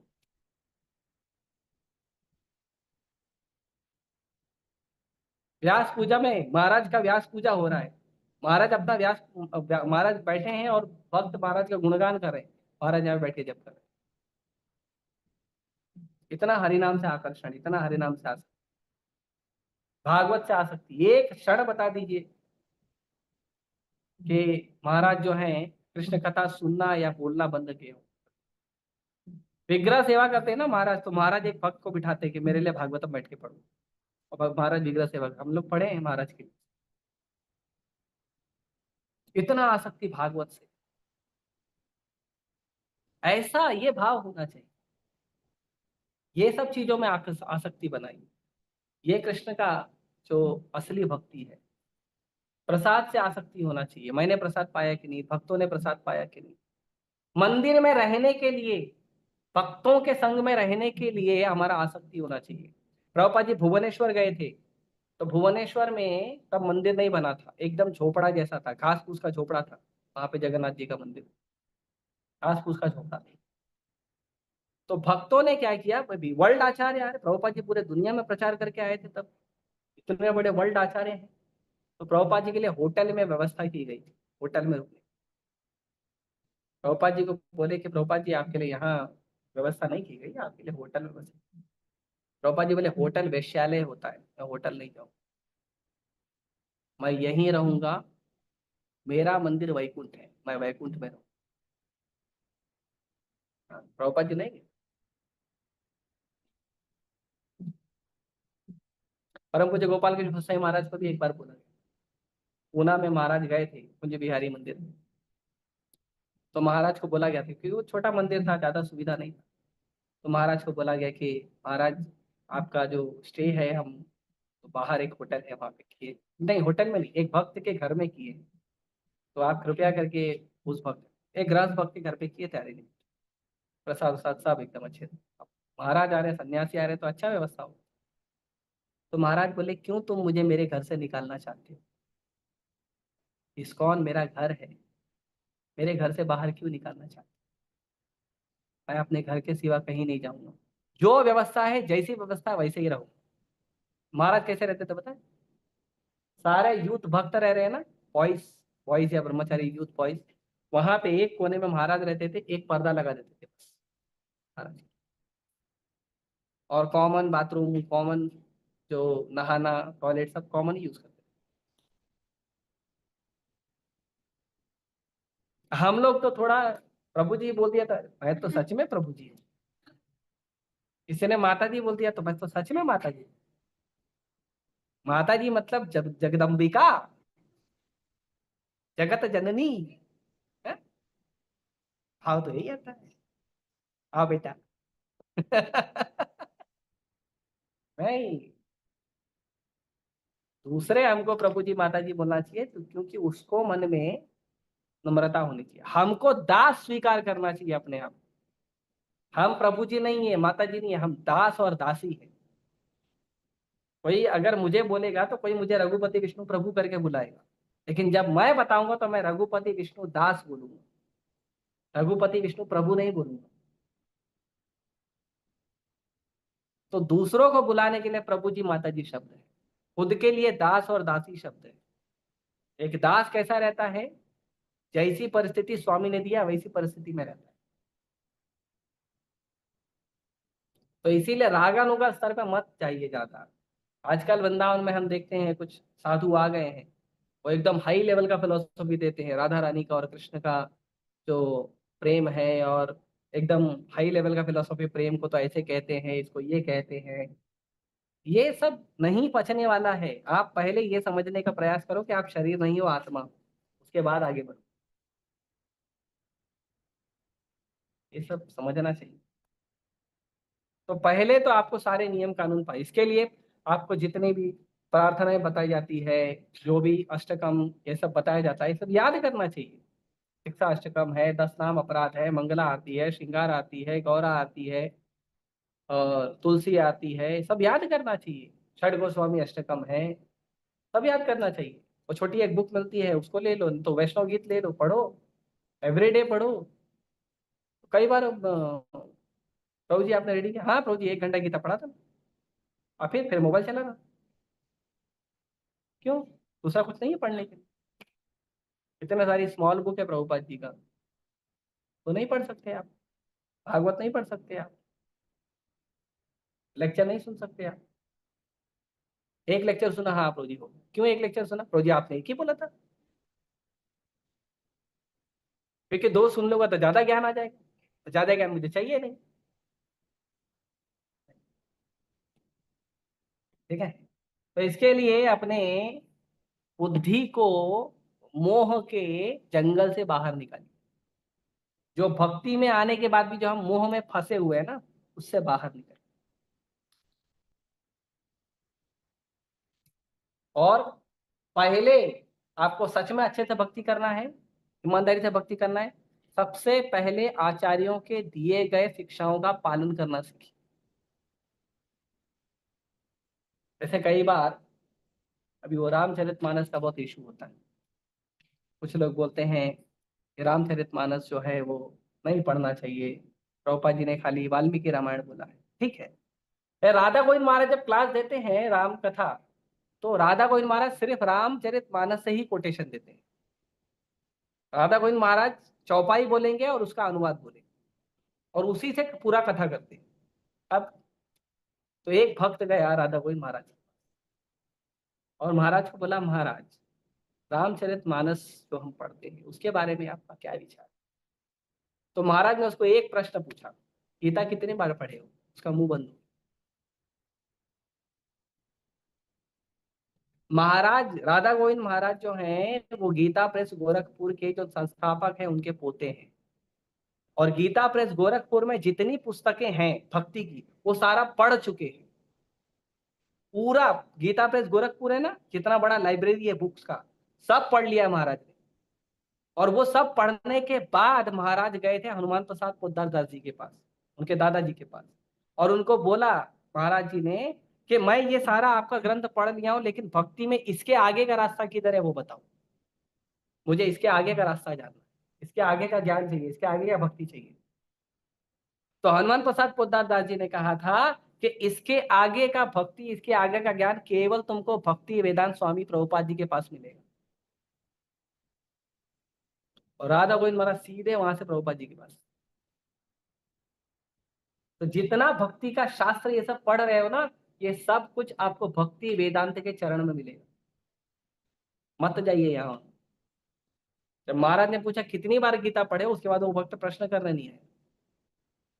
गीता तो पढ़ने होता नहीं है हमसे, भागवत तो पढ़ने होता नहीं है हमसे, जो शास्त्र दिए वो तो पढ़ नहीं रहे, जो शास्त्र नहीं है उसको बाहर से खरीद खरीद के आके प्रश्न पूछते हैं। पढ़िए, मैं भी पढ़ता हूँ रामचरितमानस, अच्छी बात है, लेकिन पहले भक्ति के शास्त्र को तत्व से जाना है आपने। जिस भाव में तुलसीदास गोस्वामी तुलसीदास जी ने रामचरितमानस लिखा है, वो भाव प्रकट किया है अभी तक?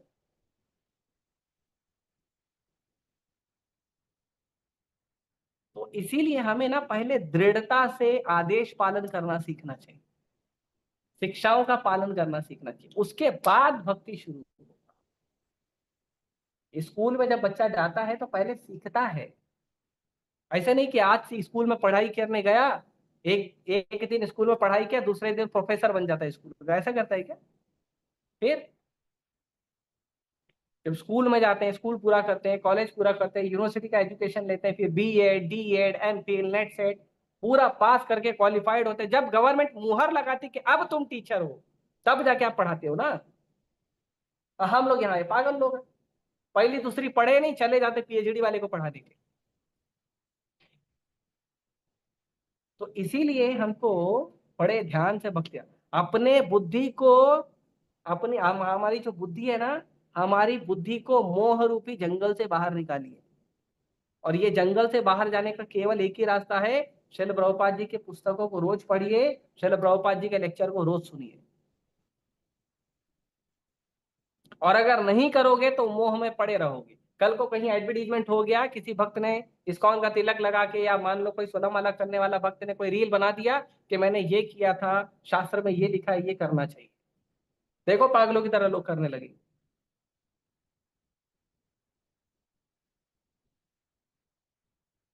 इसके लिए हमारे पास, हम लोग के पास लोग आते हैं, प्रभु जी आप तो बहुत ठीक है हो, मतलब क्या टेस्ट नहीं है, सादा खाना उत्तम होता है। पता है सबसे ज्यादा प्रोटीन किसमें होता है? सबसे ज्यादा प्रोटीन कौन से खाने में होता है पता है? हाँ, दाल राइस। दाल राइस, भारत का आप उत्तर ले लो, दक्षिण ले लो, पूरब ले लो, पश्चिम ले लो, खाने की हजारों वैरायटी अलग अलग, लेकिन दाल राइस सबका फिक्स है। सबसे ज्यादा पावर उसी में है। अमेरिका में प्रूफ हुआ अभी कुछ दिन पहले। और ये जिम वाले प्रोटीन का डब्बा खरीदते, अरे घर में जो तेरी माँ बना रही हो तो खा ले,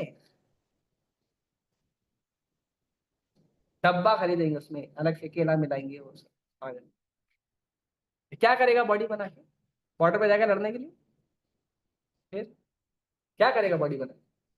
ज्यादा बॉडी बनाएगा, ज्यादा वेट लिफ्टिंग करेगा, क्या वो कर वाली की तरह जाके पर्वत तोड़ेगा अपनी भुजाओं से? नहीं ना। दाल राइस खाओ, सेवा करो, भजन करो। Variety of food is good, पर हमारा सिंपल जीवन होना चाहिए। ऐसे ही वैरायटी जो है बहुत सारा भक्ति में अच्छी बात है, लोगों को आकर्षण करने के लिए बहुत सारे हम तरीके यूज करते हैं कि लोग आ जाए भक्ति। लेकिन भक्ति का सिंपल मेथड है अपने आचार्य की शिक्षाओं का पालन। वो नहीं किया तो भक्ति नहीं किया, कोई प्रोटीन आपको हेल्प नहीं करेगा। कहीं से कोई प्रोटीन का डब्बा लेके आओ भक्ति के नाम का, कोई फायदे का नहीं।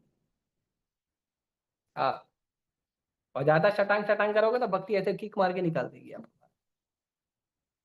ठीक है, मैं यही समाप्त करता हूँ, बाहर लोग खड़े हैं। ठीक है, किसी का प्रश्न है तो एक प्रश्न लूंगा, फिर तुरंत बाजू वाले हॉल में चले जाना।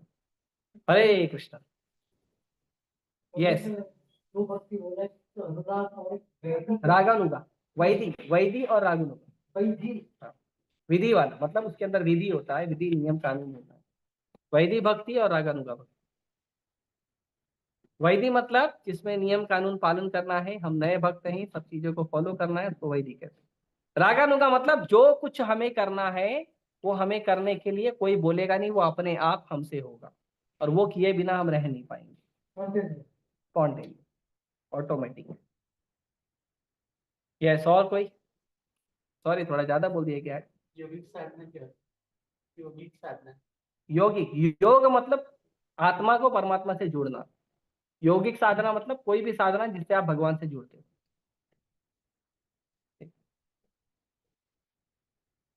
बोलो,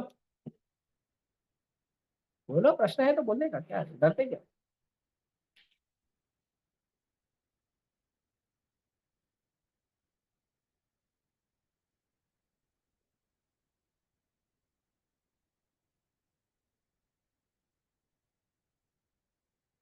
हमें बैठ रहे नहीं, बोलो। आप वैदिक बताए ना, तो एक बुक ये पढ़ रही थी ना, तो उसमें लिखा था वैदिक मतलब क्या होता है, देखो वैदिक अलग है, वैदी अलग है। वैदिक मतलब वैदिक शास्त्र, वेद पुराण उपनिषद। वैदिक लिखा था। हाँ, वैधि, वैधि मतलब तो विधि अनुसार किया जाता है। गुरु ने, आचार्यों ने कुछ नियम कानून दिए, वो पालन करके भक्ति करना। डायरेक्टली लिए अपने आप को गोपी बना के घूमने का नहीं। गोपी कपड़ा पहनने से कोई गोपी नहीं बनती है ना, ये लोगों का भ्रम है। हमने गोपी का कपड़ा, गोपी ड्रेस पहन लिया, प्रभु जी में तो गोपी ड्रेस पहनो पहनो, आप गोपी बन गए, गोपी का भाव आ गया। गोपियां क्या कहती हैं कृष्ण को कि आपकी जो कथा है वो हमारे जीवन को मंगल करती है, आपकी जो कथा है वो संसार के जो ताप है उससे को शांत करती है। ये आया भाव अभी तक? मतलब आप गोपी नहीं, तो अपने आप को धोखा मत। गोपियों के चरण कमल का पालन करो, जो चैतन्य महाप्रभु ने और चैतन्य महाप्रभु की शिक्षाओं को प्रभुपाद जी ने दिया है, वो गोपी का भाव। गौड़ीय वैष्णव में गोपी का भाव ही हम सिखाते हैं, लेकिन उसको अपनी मर्जी से नहीं करना चाहिए। ठीक है, और कुछ? हाँ, चरण धूलि। चरण धूलि का मतलब परम पूज्य गोपाल कृष्ण गोसाई महाराज बताते हैं, गुरु के आदेशों का पालन करना। ऐसा नहीं हो गुरु जी अभी चप्पल उतार के गए थे वो नहीं उससे भी कृपा मिलती है, लेकिन असली चरण धूलि का मतलब है आदेशों का पालन करना। ठीक है, हरे कृष्णा, हरे कृष्णा, कृष्णा कृष्णा हरे राम। भगवतवाणी भगवत गीता की जय, श्री प्रभुपाद की जय। ठीक है, ऑनलाइन किसी का तो ग्रुप पे डाल देना।